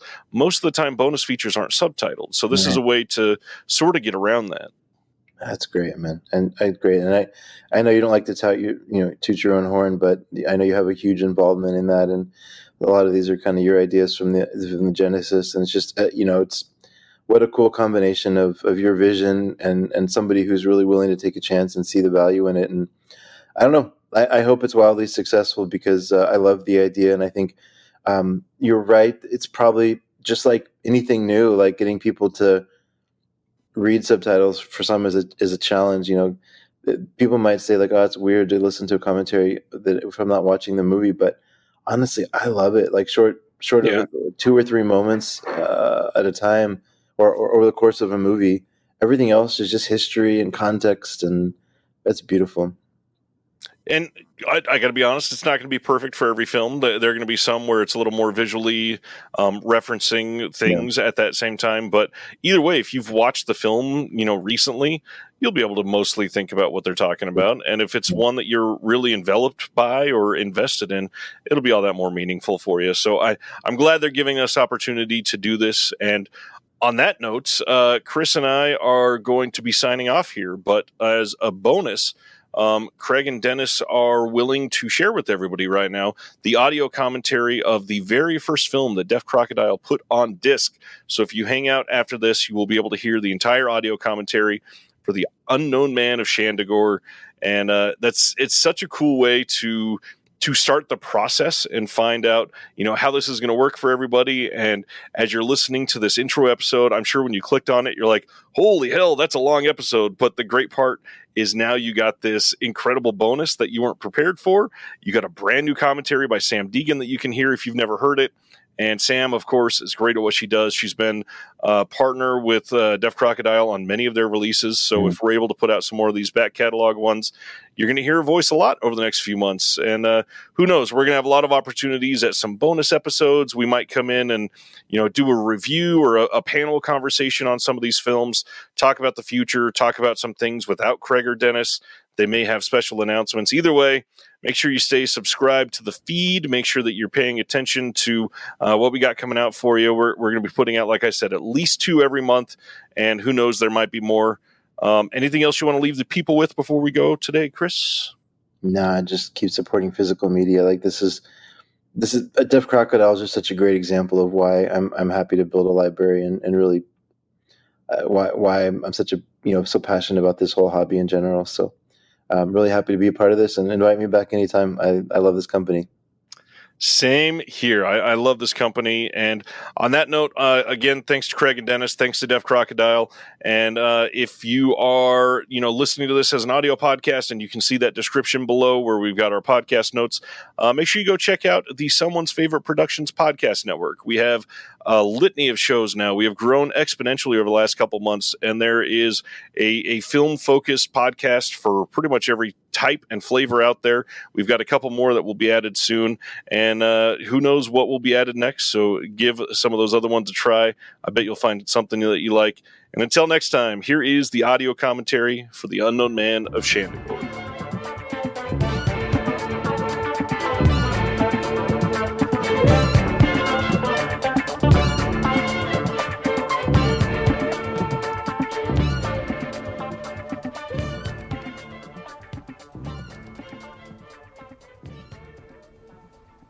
Hi, I'm Sam Deegan, a writer and film critic, and I'm very excited to be talking about Jean-Louis Roy's pretty much forgotten film, The Unknown Man of Shandigor, which is just such a wonderful combination of art house sensibilities, the French New Wave, science fiction, black comedy, surrealism, a spy movie. And it's something that I think really could only have been made in this particular time and place.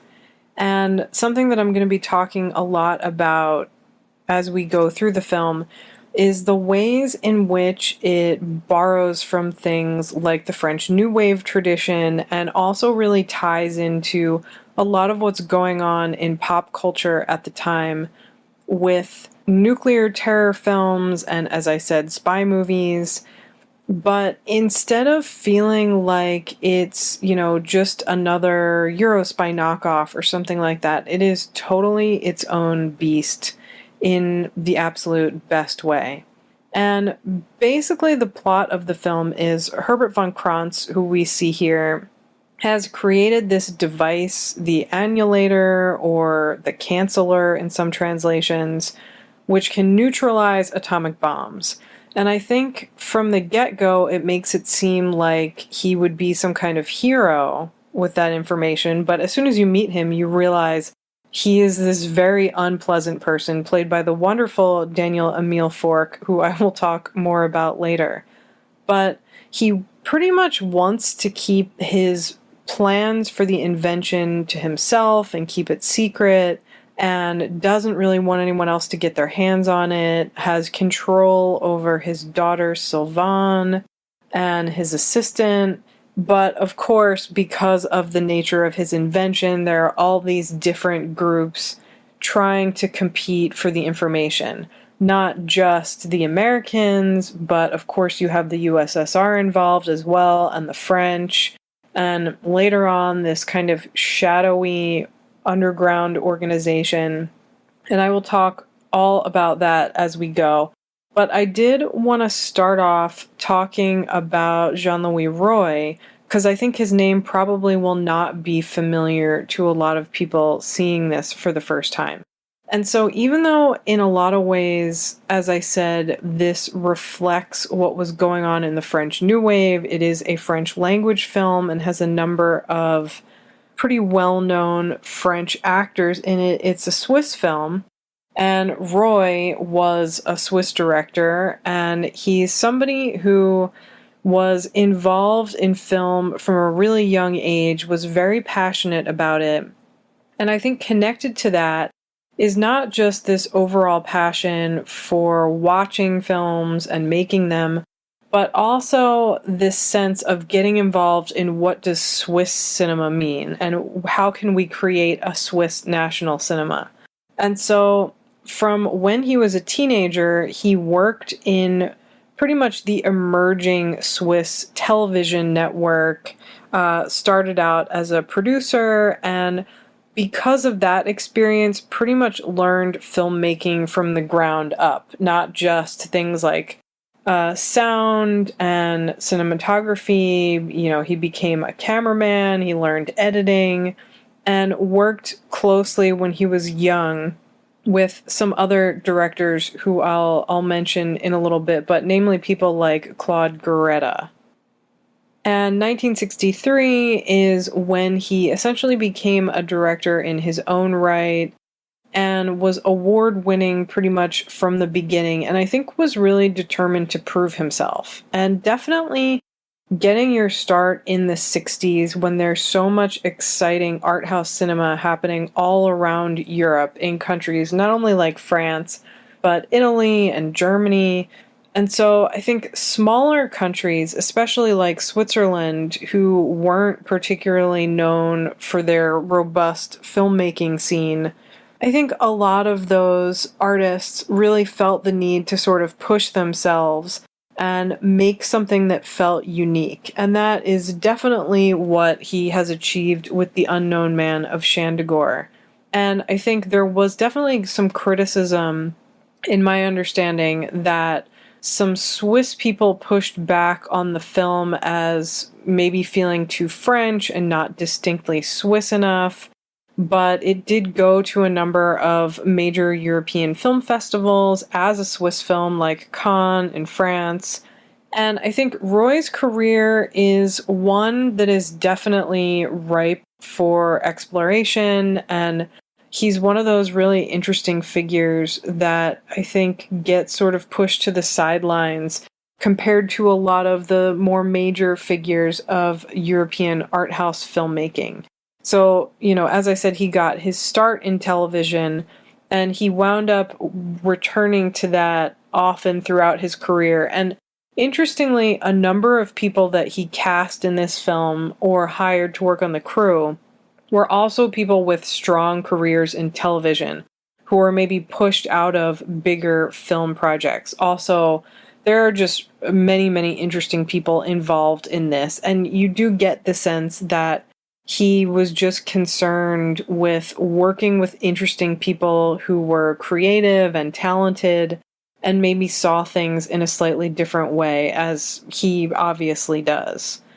And his career is kind of all over the place. I mean, as I said, he has a few fiction films. He would go on to make this really interesting, another sort of nuclear terror movie called Blackout from 1970 that has to do with paranoia about an atomic blast and the way it kind of affects everyday people, but I think has a similar apocalyptic quality. But he definitely questioned what Swiss cinema was, and that became a big focus of his career. He was involved with, and I think helped originate, something called Group 5, which was basically a collection of filmmakers from Switzerland who were working together trying to bolster this idea of Swiss cinematography and Swiss cinema in general as being equivalent to things being created by France. Other directors like Alain Tanner, who is a pretty big name at the time, and Claude Garretta, who Roy had worked with earlier in his career, were part of this. And they really, I think, were definitely up against a struggle, because throughout the 60s, the major film festivals, especially the European ones, were just flooded with French New Wave and the sort of burgeoning German New Wave. And so I think there was some hefty competition, which is why some of the more interesting films, like Unknown Man of Shandigor, got kind of lost in the shuffle. But to me, as frustrating as I'm sure that was for Roy at the time, it's really exciting to me that we can find films from the 60s that are still being discovered and enough elements exist to restore them and to create, these beautiful Blu-ray releases that will introduce the film and its director to an entirely new audience. But I think Roy's career in general probably could benefit from those sorts of revivals and restorations. He wound up, as I said, making a lot of television, but also working on a number of documentaries about unconventional topics like exorcism and things like that. So I think between his fiction films like Unknown Man of Shandigor and Blackout and some of these documentaries, he really has an interesting kind of pulse of the time and things that are going on maybe outside of or peripheral to pop culture, which of course pop culture brings me to the king, Serge Gainsbourg, who we see here and whose career I will talk about more at length later on. But he is just such a welcome presence in this film, which is pretty much the beginning of his cinema career, and probably could be also considered the beginning of his career as an international, just sort of musical powerhouse. But quickly getting back to this idea of what is Swiss cinema before I move on to talk about one of the, many, many things that we have to get through during this commentary. Swiss cinema is something that I think really gets overshadowed by its 3 neighboring countries that it also shares language with, which would be France, Germany, and Italy. And so I think when a French language Swiss film is made, it's automatically thought of as French. And similarly, when a German language Swiss film is made, automatically thought of as German. And, you know, you do have figures like Jean-Luc Godard, who is one of the most famous French filmmakers in existence, but is also Swiss. And his movies, I think, are never associated with Switzerland, even though he has dual citizenship, spent some time growing up there.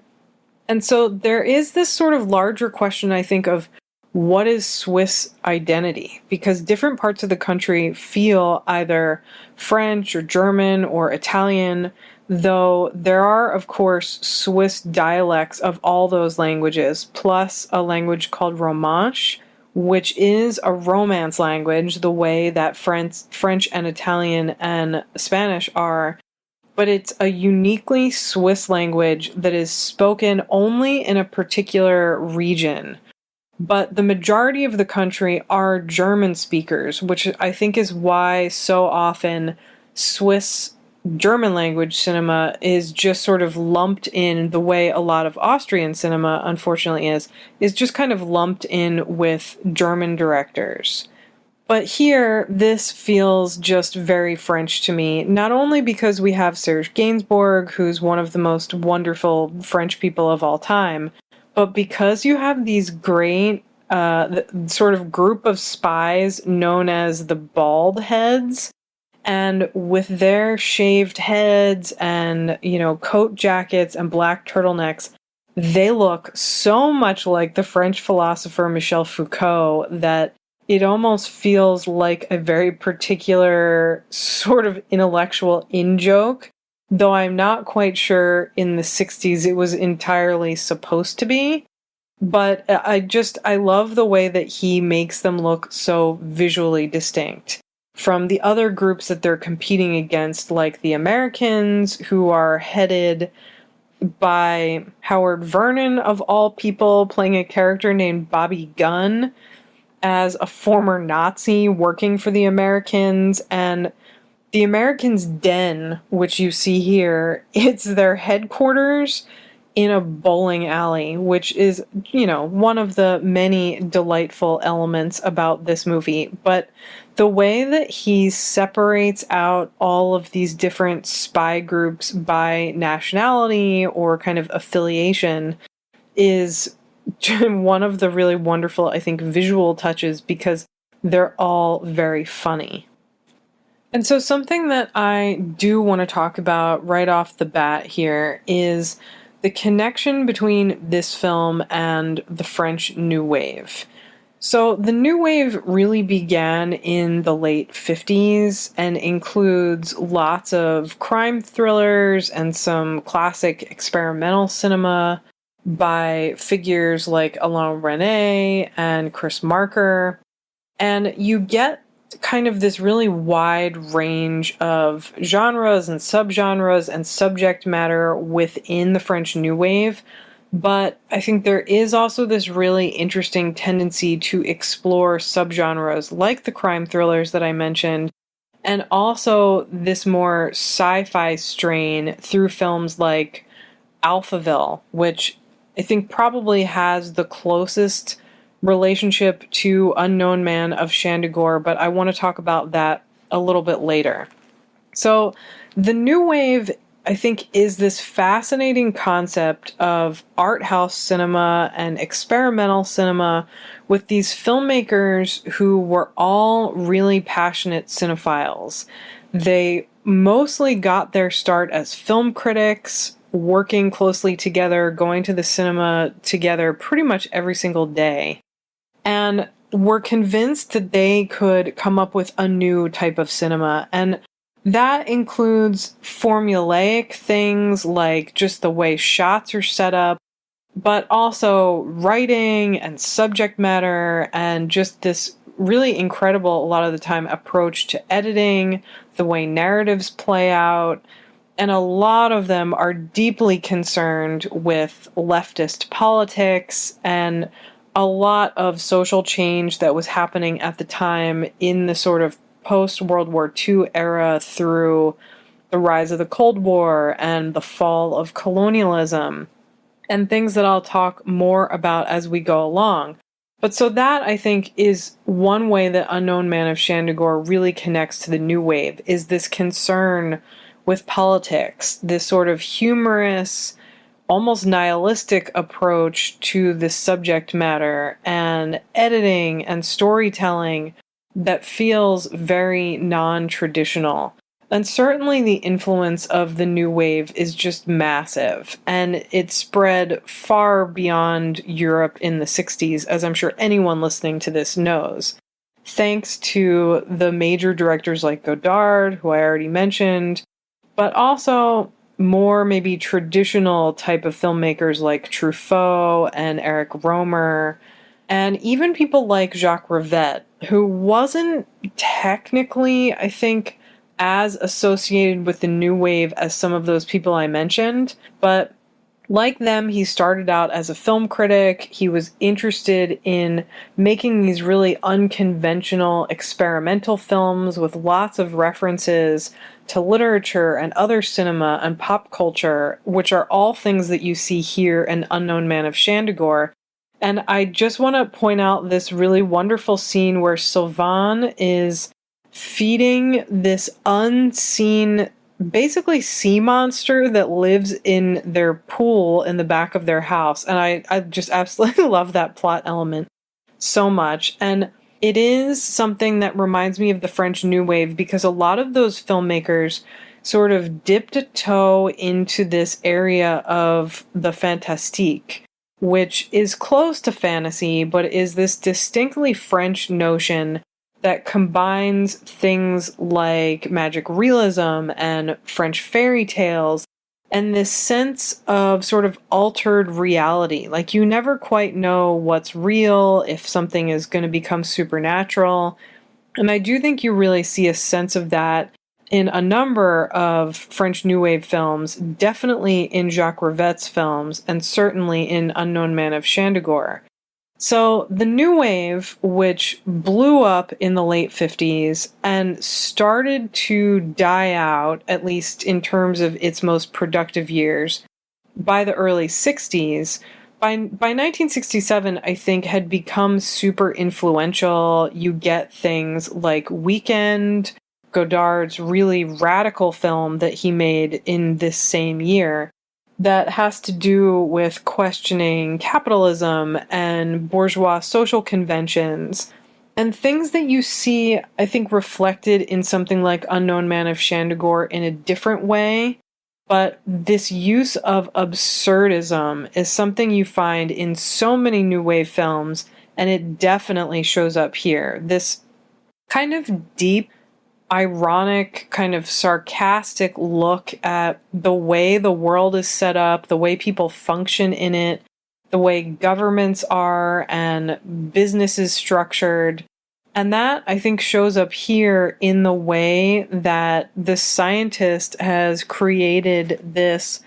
I think you also see that in Rivette's work in a similar way that it shows up in Unknown Man of Shandigor. So I do just want to talk about him for a minute, because I think he is another director like Roy, who, maybe because his work isn't quite as conventional or wasn't as popular at the time, really gets overlooked, but has some interesting commentary, not only on the structure of filmmaking, but on these kinds of themes that I've been talking about, like politics and the Cold War, and this sense of paranoia that was really rampant in the 50s and 60s, thanks to nuclear terror, which you definitely see in this film as well. And so I just kind of want to talk a little bit about the relationship between those things. So there's this one Rivette film in particular that this kind of made me think of, which is called Paris nous appartient, or Paris Belongs to Us. Sometimes it's called Paris is Ours. And it's more of a mystery than Unknown Man of Shandigor, but similarly deals with this kind of sense of conspiracy and paranoia that all the characters get swept up in. And so I think part of why Rivette's films feel so different from what we think of as the central new wave is because he's a little bit older than they are. He's somebody who also took longer to make films, and he generally made these sprawling, really long, like 3, 4, 5 or more in the case of Out One, really just all over the place, unconventional, really experimental, sprawling films that bring in things like theater and musical performance. And Paris Belongs to Us kind of captures this sense of youth culture and nihilism and existentialism at the time in a way that I think Unknown Man of Shandigor parallels. And so I do think it's important to mention some of these related films, if only to discuss the fact that Unknown Man of Shandigor is coming out of this existing tradition. And I think some of these titles are neglected or might not be familiar to you because some of them aren't genre films and don't have the potential, cult appeal like these. Also, I have to interrupt myself. I love the humor in some of these scenes, especially in this one, where the bald heads are in spy school learning how to become different people, basically. But Paris Belongs to Us is all about this group of students, in particular this one woman named Anne, and people in the group start committing suicide, and you learn that this woman has had sexual relationships with some of the people who died. And so Anne tries to get to the bottom of what's going on, whether there's Cold War paranoia that are driving people to despair, or there's something sinister, some kind of plot going on in the group, or this sense of kind of existential anxiety that's happening in society at large is just kind of driving people to a state of crisis. And that sense that is all throughout Paris Belongs to Us, I think you also see, maybe in a funnier, possibly more lighthearted way, in Unknown Man of Shandigor. But I think they both are different examples of films that are trying to kind of do the same thing in the 60s, which is to capture this sense of just apocalypse that's sort of going through the world at the time because of all the nuclear proliferation and things happening within the larger framework of the Cold War, which I will talk more about a little bit as we go.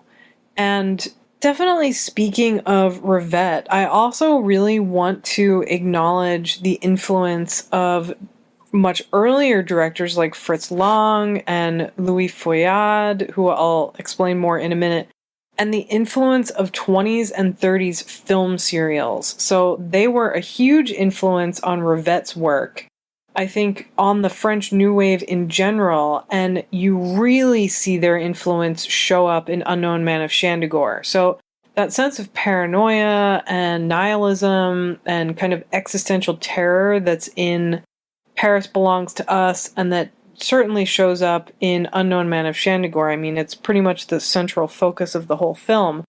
Those have their origin, I think, really strongly in the silent film serials, most of which had kind of a sci-fi, most of the ones I'm talking about anyway, had kind of a sci-fi bent. They're often crime thrillers. They have to do with these conspiracies, lots of paranoid characters, lots of people either spying or wearing masks, taking up disguises. And they borrow a lot also from what we would think of as surrealism or absurdism in the way that the writers play with narrative structure. And you see such a direct kind of relationship to 60s films like Unknown Man of Shandigor, which really feel like they're descendants in some ways.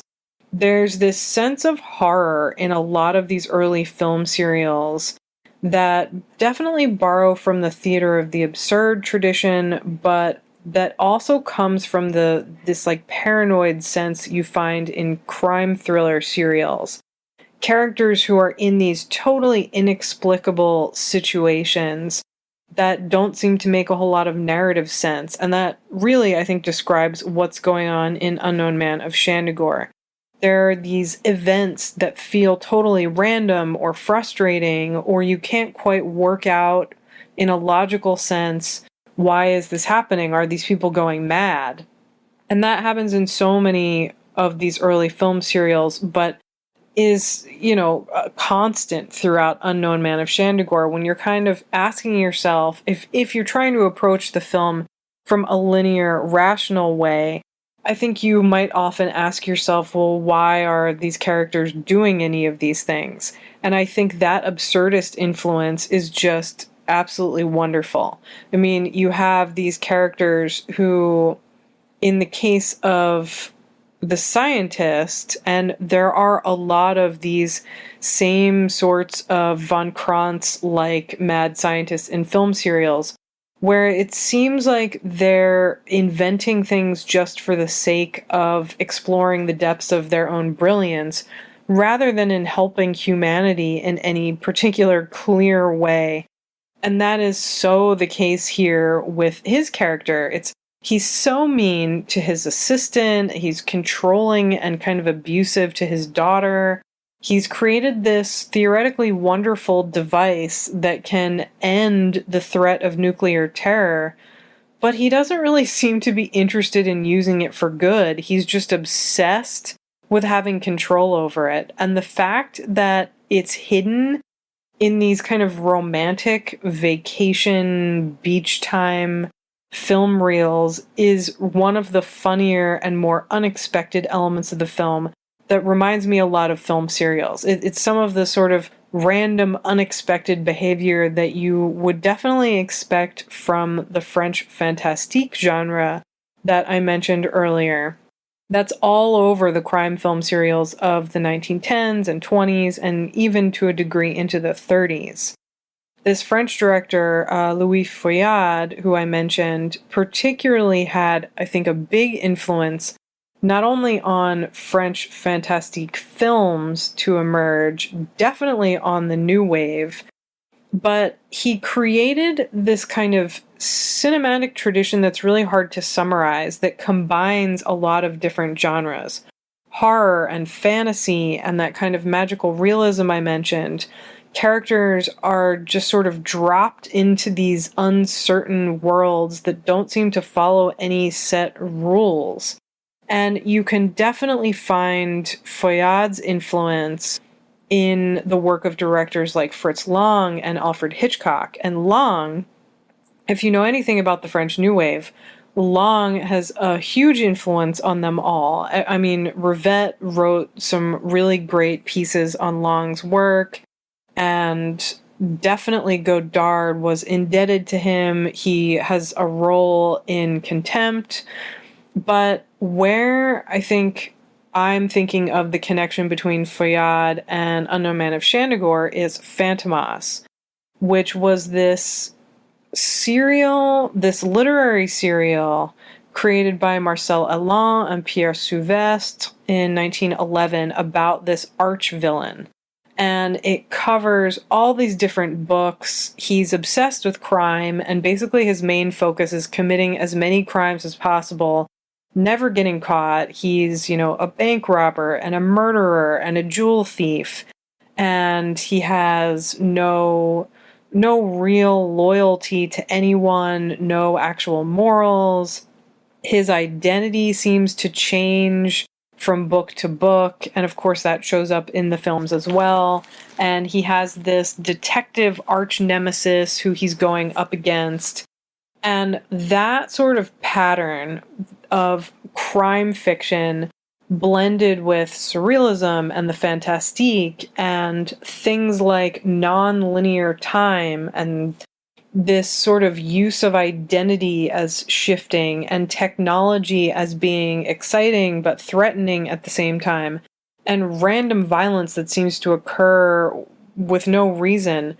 I think you can draw a straight line from those films in the 19-teens to something like Unknown Man of Shandigor, which has such a similar quality. And I'm sure in some ways you could make a case that a lot of the Euro spy movies are indebted to these early crime thriller serials, but I think the relationship with Unknown Man of Shandigor to them is different and deeper in a way, because while things like Mario Bava's Danger Diabolik, or one of the kind of bigger name spy spoofs, or sort of adult comic book adaptations, has some of those elements, for the most part it tells a coherent linear story.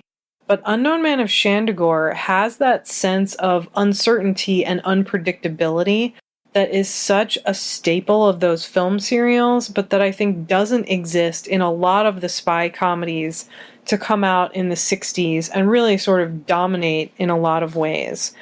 But it's this sense of ambivalence and real genuine surrealism and also existential dread that I think is so unique to those film serials, but can also be found in something like Unknown Man of Shandigor, because it is that really strange but wonderfully compelling combination of a spy serial and this sort of nuclear terror black comedy, but also experimental art house film. And that is what I think sets it apart in such an interesting way, and also connects it back to Fantomas and to Fritz Lang's serials, especially his Dr. Mabuse films. And if you're not familiar with those, they're 3 films he made throughout the decades, but really the main ones I'm thinking of are Dr. Mabuse der Spieler from 1922, which is the beginning of it all. He would go on to make another one in 1933 and another one a few years before this in 1960. But Mabuse is basically that sort of arch-villain type I was talking about earlier, but he is also a mad scientist and a doctor. He's not just a criminal mastermind, but he hypnotizes and brainwashes people. And those are sort of big players in his arsenal, as well as the kinds of disguises I mentioned that show up in things like Unknown Man of Shandigor. And he becomes obsessed with taking over the criminal underworld in Berlin.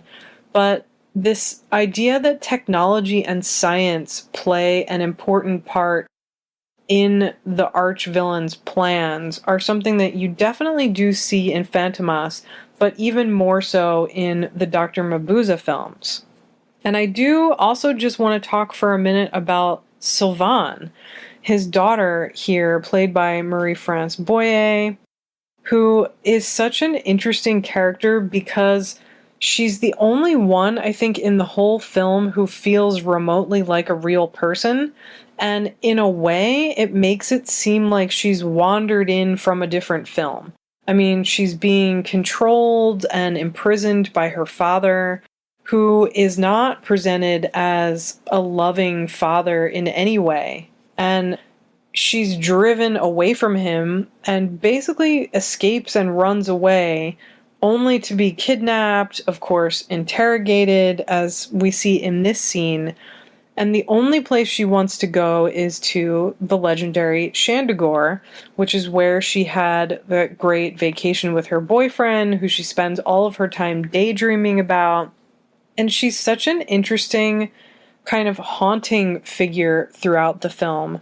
And I think a lot of that can be credited to Marie-France Boyer, who I think is just such a wonderful presence here. And she's a French actress, also had a career in music as a singer, wound up writing books as well.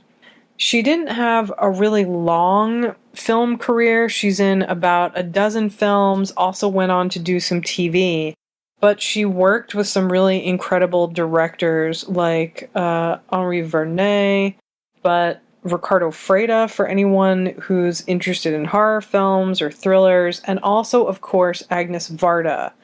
And her performance in La Bonne Heure, which is Varda's 1965 film about this man who meets this woman and starts an affair with her, It's really such an iconic role, especially in the sort of left bank, kind of new wave adjacent films, because they take these really interesting approaches to what it means to be experimental. I think in the case of that one, if you haven't seen it, basically it's about this man who is happily married, loves his wife, is not in any way dissatisfied with his relationship, but meets Boyer's character and falls in love with her, begins an affair with her, but wants to be honest with his wife and wants to be able to have a relationship with both of them, which of course doesn't go as planned.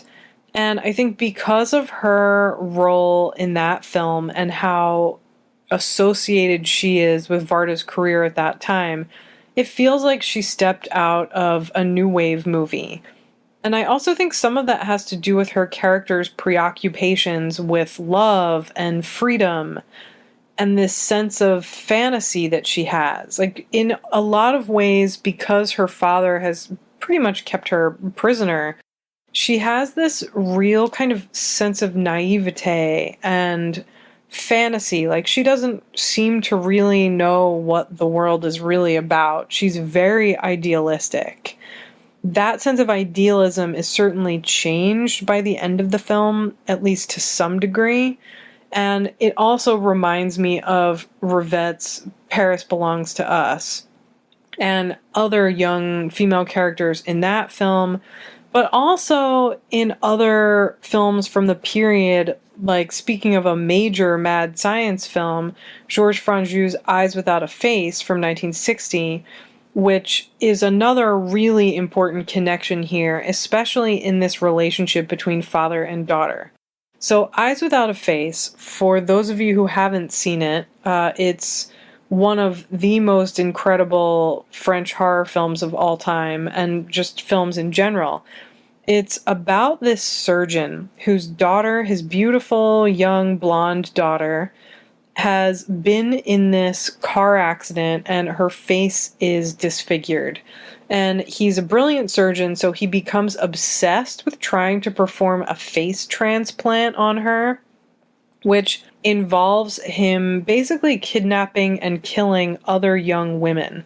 But there's this real, I think, shared sense between the two films of these naive, imprisoned young women who aren't allowed to have real kind of flourishing, fully functioning lives because they're being trapped by these kind of mad scientist fathers. And definitely in the case of both films, you have this scientist father who's obsessed with his own brilliance, and he cares more about his daughter as a symbolic representation of his own power. He doesn't seem to care about her feelings or her happiness. He doesn't even seem to really know who she is. And also seems to care more and becomes more and more as the film goes on, obsessed with his own medical experimentation. Which, of course, I think at the time draws some interesting connections, at least from a critical perspective, to, Nazi experimentation during World War II. They do talk about von Krantz as possibly being a former Nazi doctor, and there is this sort of implied cruelty in his fixation on science that is definitely also the case with something like Eyes Without a Face, where it represents this kind of supremacy over science and rational thought over feelings. And so you're pretty much getting back to the core of a lot of Gothic and Romantic art, which is this sort of struggle between science and logic and rationality and human emotion. And that's something that, isn't a theme that beats you over the head in Unknown Man of Shandigor, but it's definitely present in the background, is this sort of unspoken question of what is the importance or what is the purpose of this brilliant science if it's not actually helping anyone and it exists really just to please this kind of mad creator. And the mad scientist trope is something that is well used throughout film serials, but but also became just such a major staple of not only genre literature, but filmmaking as well. I mean, you can't talk about a film like this without thinking about Mary Shelley's Frankenstein. And I think Daniel Emile Fork is just absolutely brilliant here in the film. He's a Chilean actor who wound up coming over to France. His family has this really fascinating history. It's actually pretty close to the experience of Alejandro Jodorowsky, the great surrealist filmmaker, where his family is of Eastern European origin, but they're Jewish, so they're forced to flee the area, wound up going to South America. But growing up as a young man in South America, as I said, he's from Chile. He winds up relocating to France, as Jodorowsky did for a while, and pursuing a career there as an artist and an actor.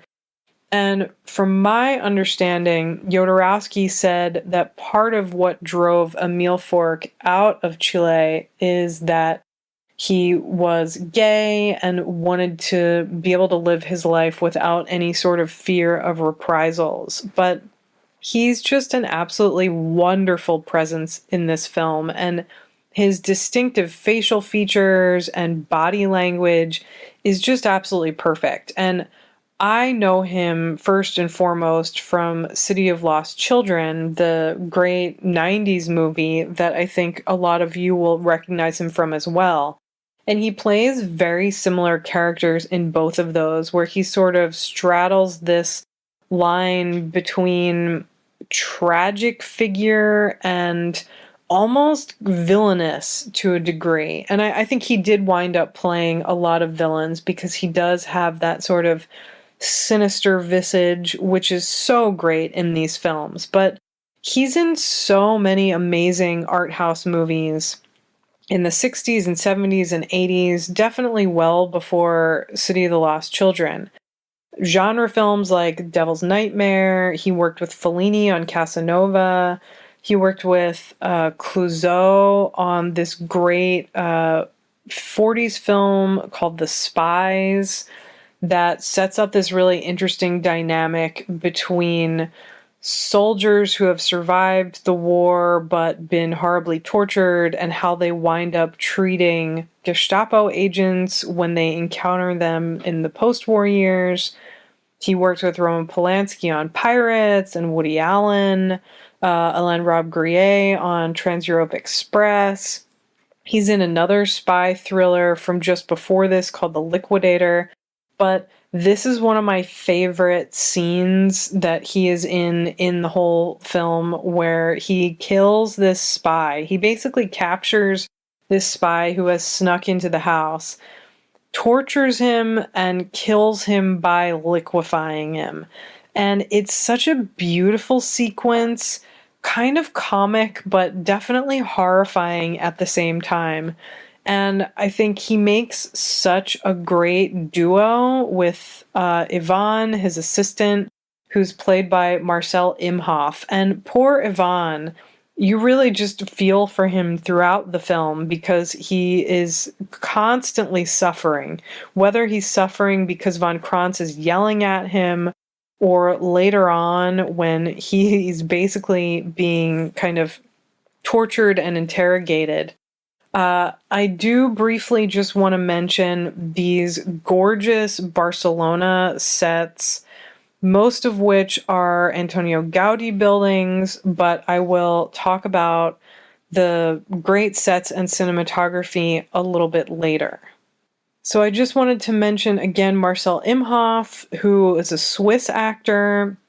He is mostly somebody who did television work and made for TV movies, like a lot of people who worked with Jean-Louis Roy. He would work with Roy again on Blackout. He's in this interesting thriller called Flesh of the Orchid, and this other kind of futuristic movie a few years later called France Incorporated.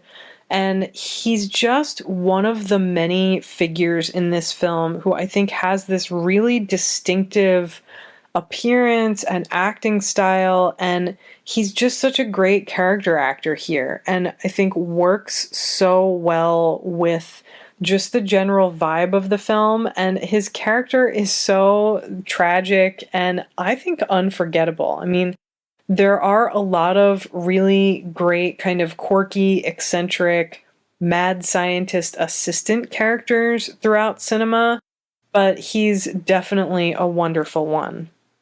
So this part is actually, I think, a pretty important turning point in the film, because Sylvain is finally reunited with Manuel, who she's been basically daydreaming about for the entire first half of the film. And because of the really cynical, kind of satirical nature of Unknown Man of Shandigor, which, I've been talking about as we go along, I think it made me really skeptical of what their relationship actually was. And of course, the film sort of plays along with those expectations and that almost sense of romantic dissonance that you get, where a relationship so idealized seems like it could never possibly work in this world. And of course, it has issues. I do, just before I, get into discussing this absolutely wonderful scene in the Natural History Museum, I do just want to talk about Manuel, who is played by Ben Carruthers, an American actor, looking very much like Lou Reed in this film, particularly in that vacation footage when he's wearing those sunglasses. But he's an actor most known, I think, for his role in John Cassavetes' film Shadows, but he worked all over the US and Europe in things like High Wind in Jamaica and The Dirty Dozen, and it's really nice to see him here. He's in other things like Riot, which I think has one of his best roles, Man in the Wilderness, but most of his performances are from Shadows in 1959 through to the early 70s. And when I was reading about him and doing some research, I came across what I think must be a crazy rumor, but I'm sure it has a basis in truth because there are some publicity stills that survive that sort of back this up. But apparently Angela Bowie, David Bowie's first wife, at one point bought the rights to Daredevil and Black Widow and wanted to put together a TV series starring herself as Black Widow and starring Ben Carruthers as Daredevil. So that sort of goes along with the spy craze at the time that you saw all over film and TV, and of course, there is a great spy sequence here. But that plan of hers, I think, just was in kind of the early stages. Like I said, there are some publicity photos taken that you can find online. But it might seem implausible, but when you think about it, that would have been a pretty new idea at the time, definitely piggybacking on something like the American Batman TV series. But both Daredevil and Black Widow were introduced in 1964 in separate comics. And in 1975, the two characters teamed up for a while. So it is certainly plausible that she would have seen those and thought to put them together. And I sort of wish we lived in a world where that had come to fruition and we got to see Ben Carruthers in two very crazy but probably very different spy roles. And I now finally have to talk about Bobby Gunn, played by the absolutely wonderful Howard Vernon, one of my favorite character actors and a wonderful Swiss actor. He, I think for a lot of cult movie fans, definitely for me, is someone closely associated with Jess Franco's career because they started working together in the 60s in The Awful Dr. Orloff, which is Jess Franco's mad doctor character. So of course that ties into what I've been talking about with Unknown Man of Shandigor, but he played Dr. Orloff and wound up being in dozens of Franco films throughout the decades. They loved working together, and so that is what I most often associate him with. but he's in so many different types of films. I mean, worked with a lot of major directors, got his start on stage, worked in radio, and even though he's Swiss, he mostly worked in French films, especially early in his career. One of my favorite of his early roles is in Jean-Pierre Melville's Le Silence de la Mer, where, much like Shandigor, he plays this Nazi officer who is very much against type. He's kind and gentle and well-educated and is sort of put in with this French family who have no choice in the matter and are very frustrated that they have to house this Nazi officer, and so they basically get revenge by not speaking to him. So the film is mostly made up of his monologues, and he's just an absolutely incredible actor. But he's great at comedic timing as well, and you see a lot of that in this middle sequence of the film. And he really became mostly a character actor and played a lot of mad doctors like Dr. Orloff, but also these sorts of villainous characters and gangsters and things like that. And so I feel like this is sort of banking on those roles.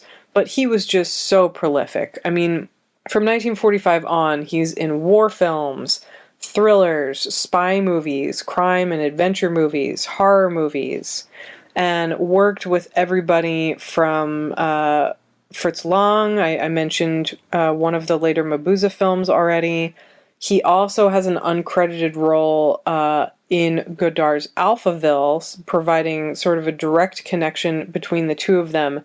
And I will discuss that, as I keep promising, a little bit later. But I love that even though he's in so many mad scientist films, here he plays kind of against that type as this sort of plucky spy who is clearly much more interested in romancing this woman, Esther, who is either his wife or his girlfriend, played by Jacqueline Dano, who is also somebody who got started out in the theater and I think had a stronger theater presence than she did in films.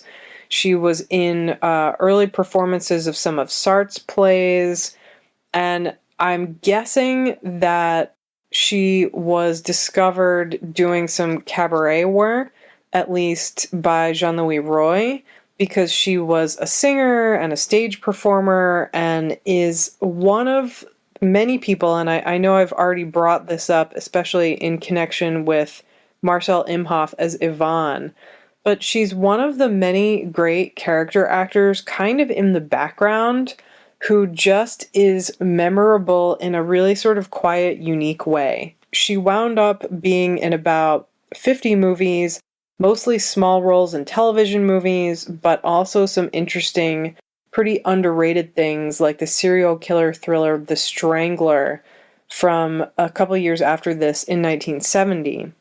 And I think why I keep bringing up these peripheral films like the Fritz Lang movies and the serials is because to me, Unknown Man of Shandigor just belongs to kind of this extended shared universe full of some deeply weird, wonderful films that share a lot of kind of subgenre overlap. And that's also definitely why I wanted to bring up Jess Franco and all of his equally sort of surreal, crazy, mad scientist films. Not just because of Howard Vernon's appearance in both, but Franco's Awful Dr. Orloff and some of his later kind of sci-fi horror films or sci-fi cult films really have that similar combination of sci-fi, horror, erotica, experimental art house cinema. And Franco, even though these are harder to get a hold of and are definitely pretty underrated, in the 60s, right around this time, made a number of spy thrillers that have kind of a similar pop art house aesthetic as Unknown Man of Shandigor.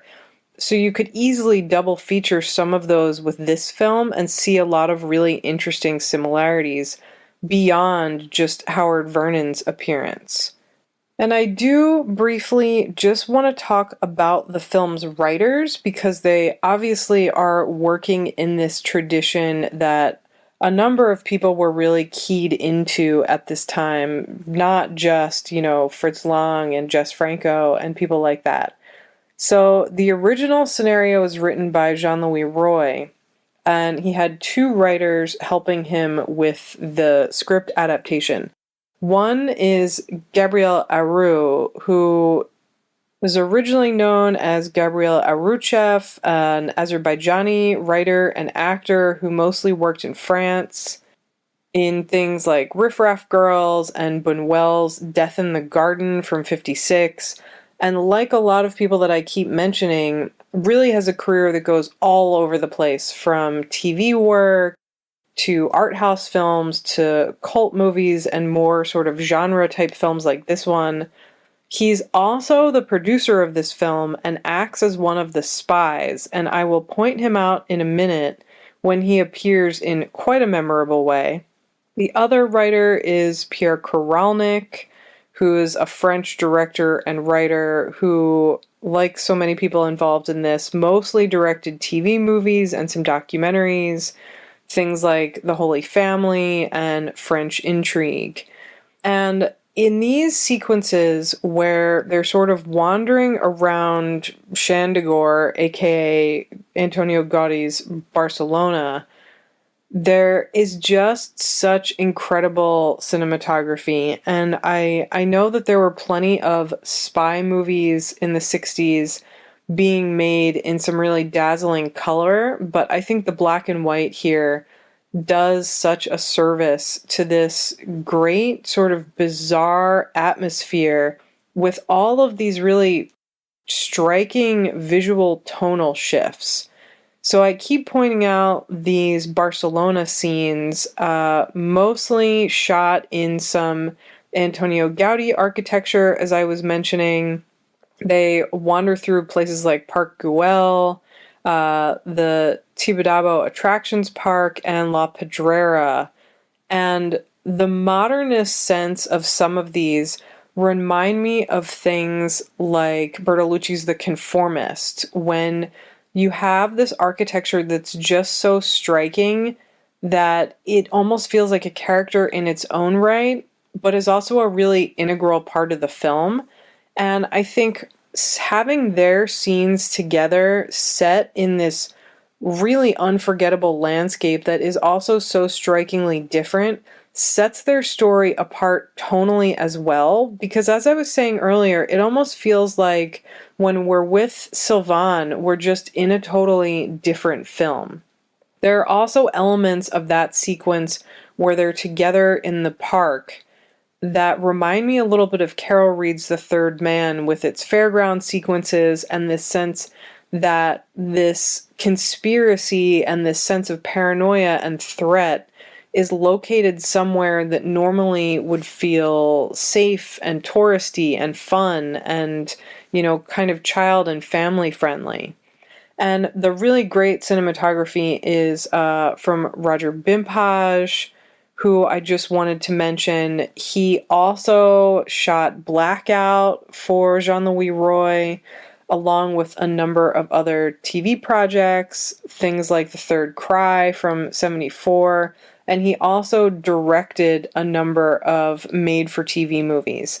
And this sequence here with this great sort of Ferris wheel and airplane ride, that's what reminds me so much of The Third Man, and I wouldn't be surprised if these references are intentional, because they really do kind of highlight that contrast between Sylvain and some of the other characters. And here, she sees Manuel, so she's in the park waiting for him to show up. She sees him meeting with one of the bald head spies, and I think gets this sense here that maybe she's being naive, or there are things that she should know that she doesn't. And she doesn't really confront him right away, but you know that she's starting to figure out that maybe he's up to no good or has some other motivation for being with her, which of course we see sort of subtly unfold throughout the film to be true with this really great twist at the ending that isn't resolved in any overt way, and it kind of makes you wish that there was a sequel to this film so that we could see what happens to Sylvain and Manuel well after this is over.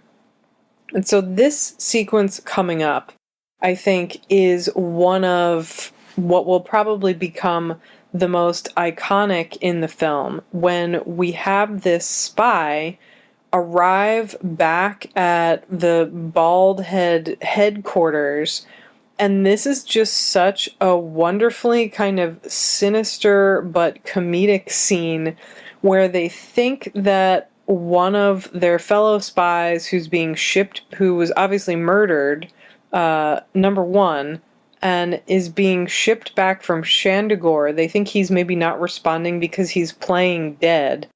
And of course is revealed to be quite dead. And so there's this really wonderful, elaborate sequence where they have a funeral for him. And this is Gabriel Aru, who I mentioned before. And I love that he pretty much plays the person who's, as Serge Gainsbourg says, will never wake up again. And that results in this wonderful song, Goodbye, Mr. Spy, which, as far as I can tell, Bye Bye, Mr. Spy hasn't appeared on any kind of official releases and is something that Gainsbourg did just for this film. Now, I know a lot of Americans and English-speaking audiences aren't as familiar with him as they maybe could be. So I just want to explain, if you aren't a Serge Gainsbourg fan already, you certainly should be. He is an extremely prolific artist and musician. Around this time in his career, as I said a little bit earlier, he was starting to break through into international stardom. And basically, the reason for that is he was a solo artist, but early on he made most of his fame as a songwriter, and he would write music for female pop stars in France. And there's this type of pop that was, beloved at the time called Yeah Yeah. And it's mostly these really cutesy songs by young female singers. And he started writing songs for different French pop singers at the time, most famously Brigitte Bardot, who he wound up having a relationship with, and writing and recording one of his most famous songs, Je t'aime moi non plus, with her, and this whole great album that they made together. But right at this time, just a couple years before this, he wrote this song called Les Sucettes, which is all about lollipops. And that's pretty much what the song is called. But all the lyrics are really references to blowjobs and oral sex. And the song was for this teenage girl named France Gall, who later on, it was a massive hit for her, a big hit for Serge Gainsbourg, got him a lot more work. He won all these major award shows, things like Europop. And that, I think, was a big turning point for his career, though later she claimed that she didn't know that it was full of all these double entendres. But that was a big part of his image and his career throughout his entire life. This sort of use of wordplay and rhymes and lots of sexual references. His work is really subversive.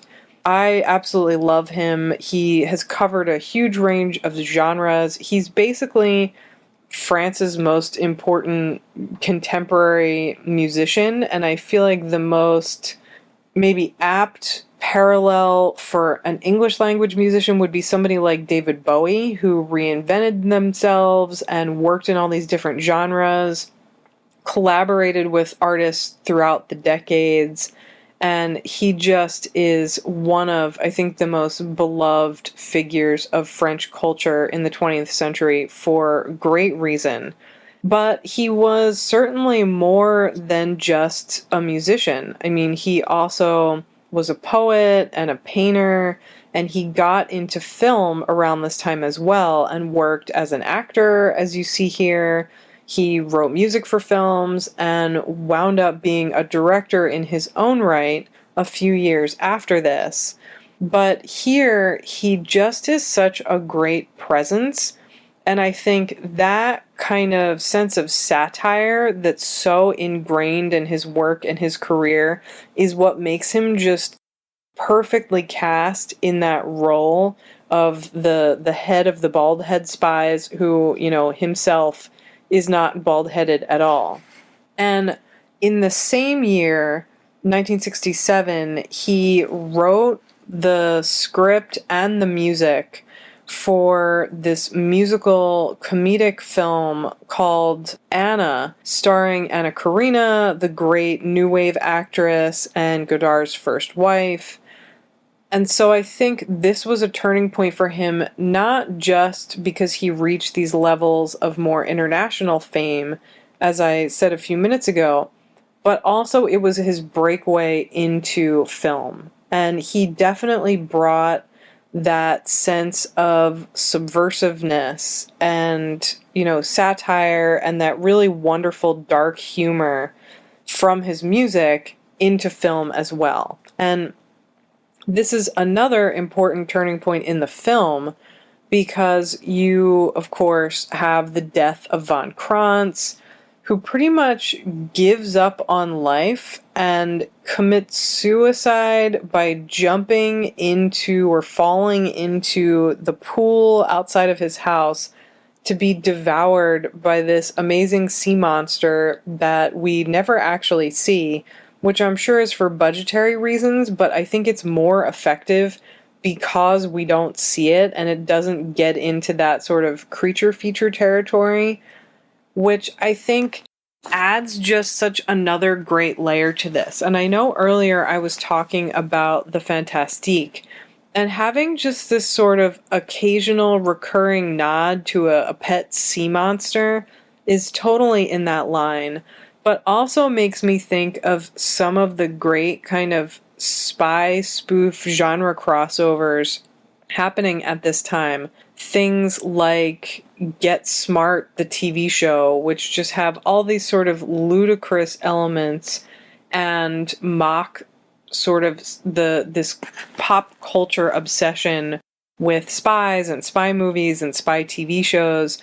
And you definitely see that here. I mean, his death sequence is just so melodramatic. He has this speech apparently realizing how horrible he is, and it just gives it more of that zany kind of experimental art house vibe I was talking about earlier that I think really focuses on black comedy more than the sort of spoof things like Get Smart.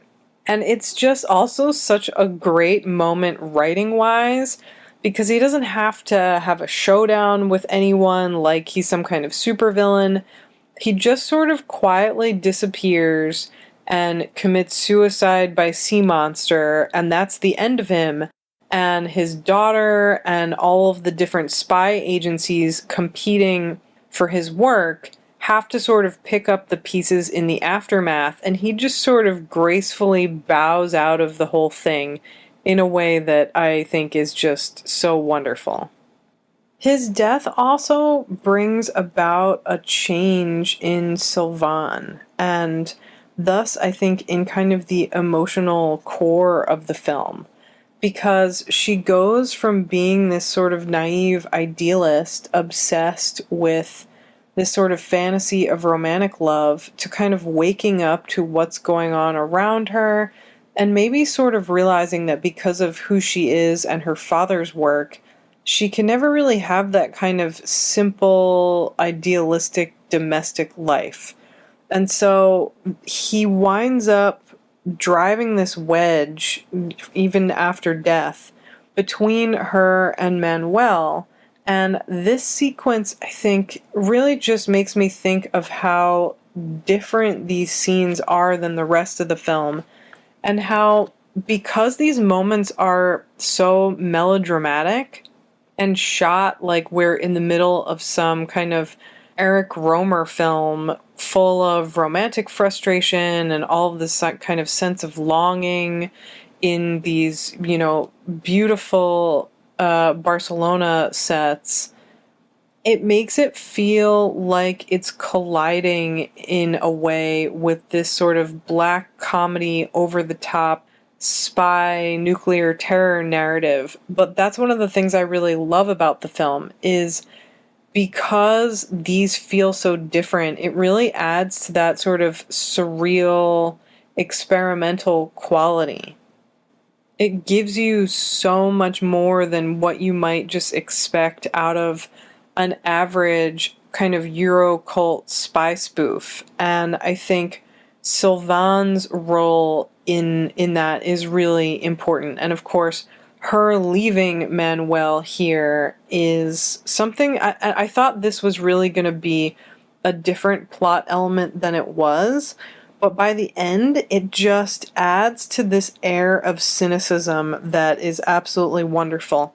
And speaking of things that are wonderful, here we have Shostakovich, who is the leader of the Russian spies, torturing Ivan with horrible, evil capitalist music, which seems hilarious, watching this 1967 movie.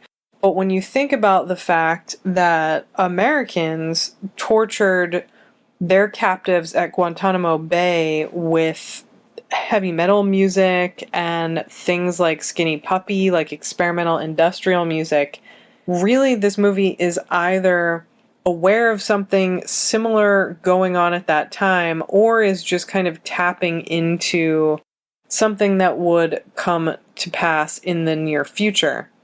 I should talk about Shostakovich more.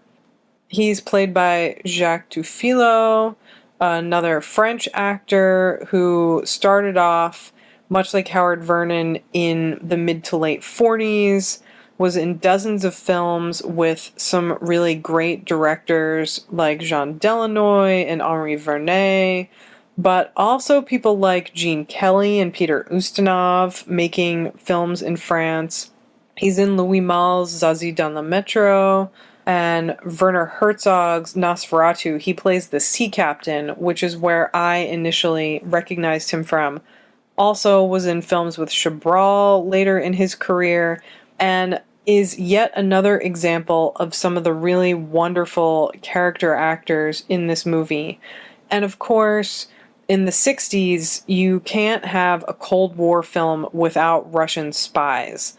The 60s, in a lot of ways, I think, were really the height of the Cold War in terms of its representation in pop culture and anxiety about it being sort of publicly expressed over and over again, and anxiety about more nuclear bombs and atomic terror kind of ending the world. And of course, you see a lot of that in this film, though it definitely focuses more on how that functions sort of behind the scenes with all of these kind of nefarious spy agencies.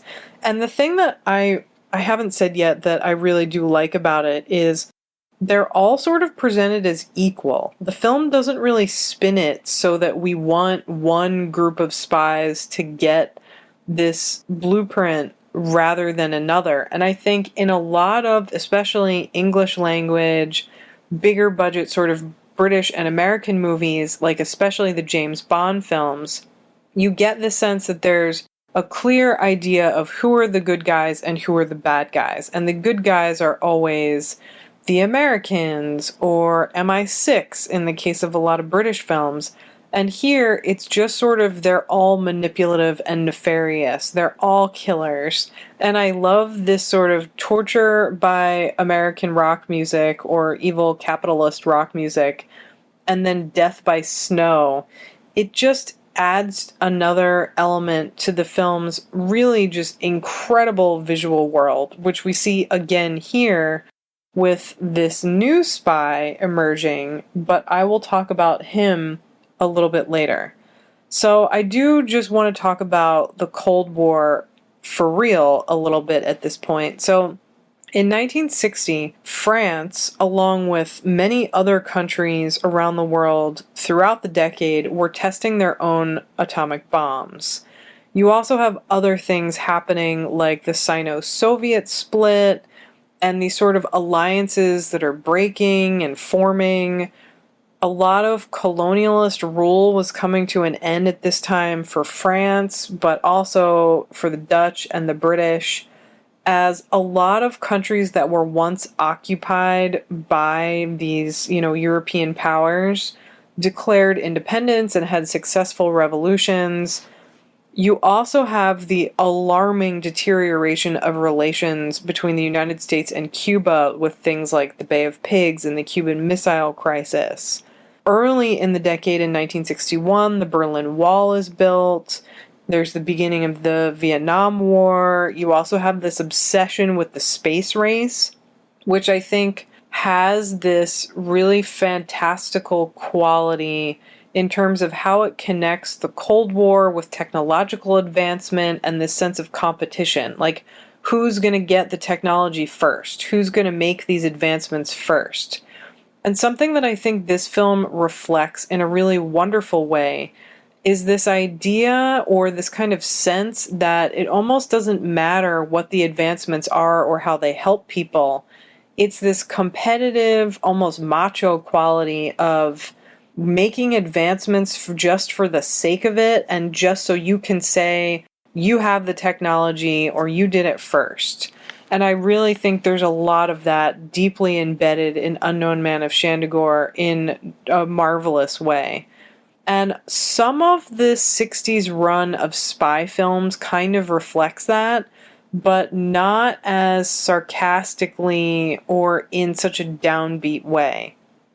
And a lot of that is because the spy run really was kicked off by the Bond series in 1962 with Dr. No, and it is a work that's so sort of divorced from contemporary politics and instead presents this fantasy world that I was talking about a little while ago, where you have this really clear dividing line between good and evil, and maybe your hero is a little bit of an anti-hero and does things that don't feel like they align with contemporary morals, like the way he treats women or his affinities for wealth and booze and things like that. But those films sort of suggest that the reason he's successful is because he is tapping into those older ideals around masculine sexuality and masculine power, and stepping away from this idea of modern moralistic diplomacy. So I think the Bond films, while they have these sort of loose parallels to the Cold War and of course have this feud going on with the USSR in a lot of spoken and unspoken ways, they really try very hard to be apolitical, and they're made for this English language audience who just wants escapism and these gorgeous, expensive set pieces and these great fight scenes. And you see that trickle down into the series that would come out, like the Matt Helm movies. And they also start to treat espionage and intelligence gathering like it's not a serious activity or like it's not a threat to sort of global peace and things like that.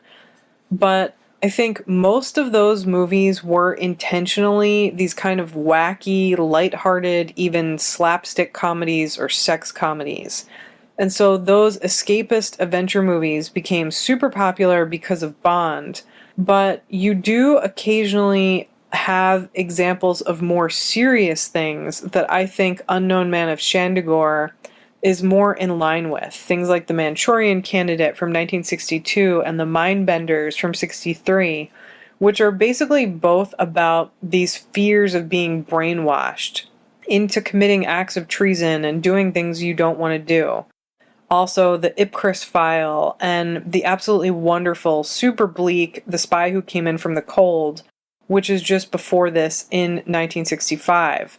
But the sort of staggering thing about spy movies in the 60s in particular is you have them in basically all subgenres. All countries tackled that theme.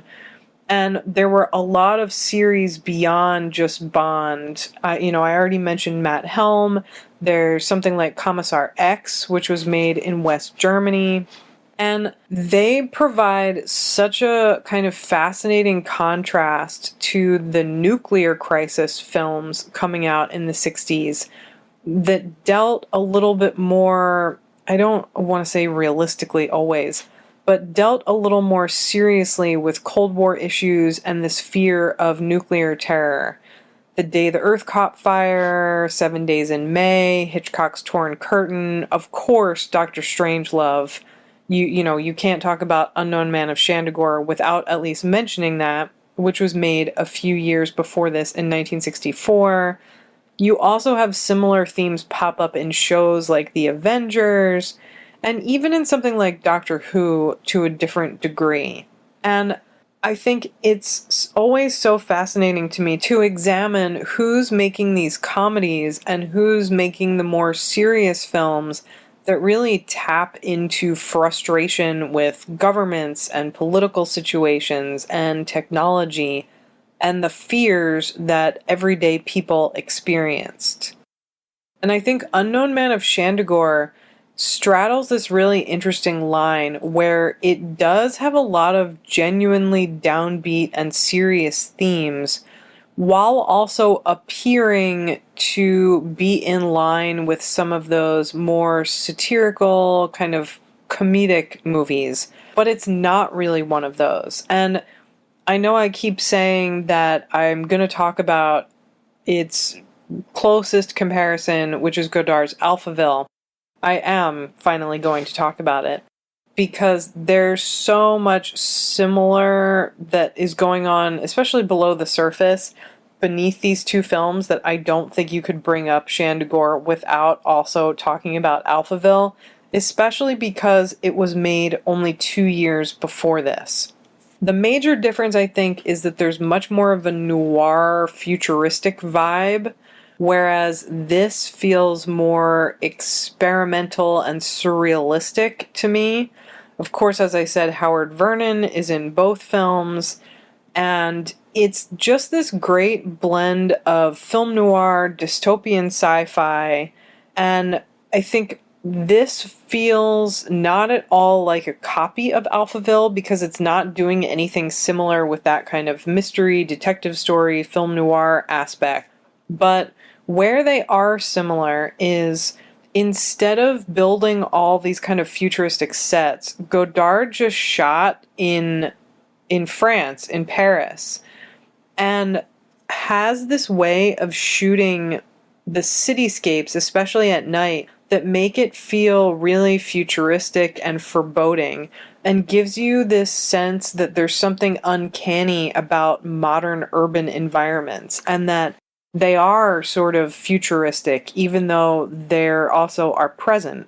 And I think something similar to that is going on here in Shandigor, where there are more futuristic sets like this one that we're looking at right now while we learn about the Black Sun Orient organization for the first time. But he has this great way of making existing locations feel so futuristic in Alphaville that definitely has some echoes here. So another way that they are sort of similar is Alphaville is focused on a main protagonist, which of course Unknown Man of Shandigor is not. Lemmy Caution, who's played by the great Eddie Constantine, who was already in tons of spy movies and detective movies and really established this kind of character type for himself. He's, of course, an American actor, for those of you who don't know, who expatriated to France and worked there for most of his career, and really is like a pulp character come to life. And that, of course, is why Godard cast him in Alphaville. But he plays this secret agent who shows up in Alphaville and pretends to be a journalist. He has to go on all these missions. And his ultimate mission is to kill the creator of Alphaville, this Professor von Braun, who's played by Howard Vernon. And he wants to destroy the city and its kind of main brain computer called Alpha 60, which was created by von Braun. So, of course, there are parallels between this mad scientist creator who has this kind of dictatorial control.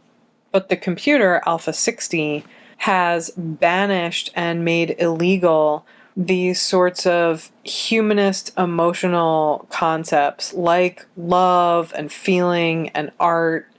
And it wants to turn its citizens into these kind of mindless slaves who just do what they're supposed to do and don't have any individuality or imagination. There's no freedom of expression. It's super Orwellian. And so you have this society that just feels so cold and alienated, and everyone's really isolated.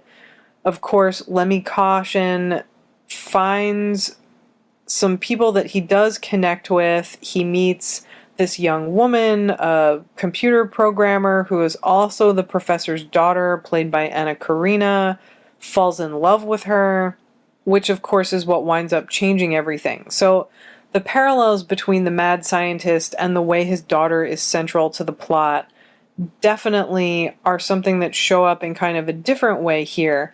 But I do think it's also an intentional flop to have Howard Vernon as the mad scientist father figure in Alphaville, and here to put him into Eddie Constantine's Lemmy Caution role, where he's wearing this trench coat and he's a secret agent and he's going on these missions. And he's, of course, great here, even though, as I mentioned earlier, he seems much more interested than wooing his girlfriend and spending time in bed with her than he does going on missions, which I don't think is laziness or poor filmmaking. I think it's intentional. And it's such a great element of this film and makes it feel so much more dissonant and satirical in a lot of ways. Of course, I haven't talked at all yet about this East Asian spy who has shown up at the end, played by this actor named Pierre Chan, who, as far as I can tell, is only in this film.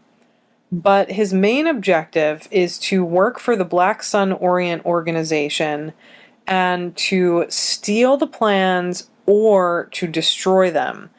And so it's just such a great thing that almost feels kind of thrown in at the end, where he has this sort of mysterious ring and there's this kind of brain computer that gives him instructions, which is again a little bit like Alphaville.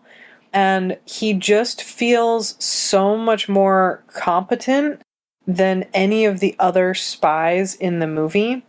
And it makes me think that this is sort of a final nod to what are often called the Yellow Peril films, like the Fu Manchu series and the related film serials that started in literature, in pulp literature, early in the 20th century and definitely found their way into cinema by the 30s, have a big presence in the film serials that I talked about earlier, where you have these sinister sort of Chinese or Japanese agents who are part of this vast underground criminal conspiracy.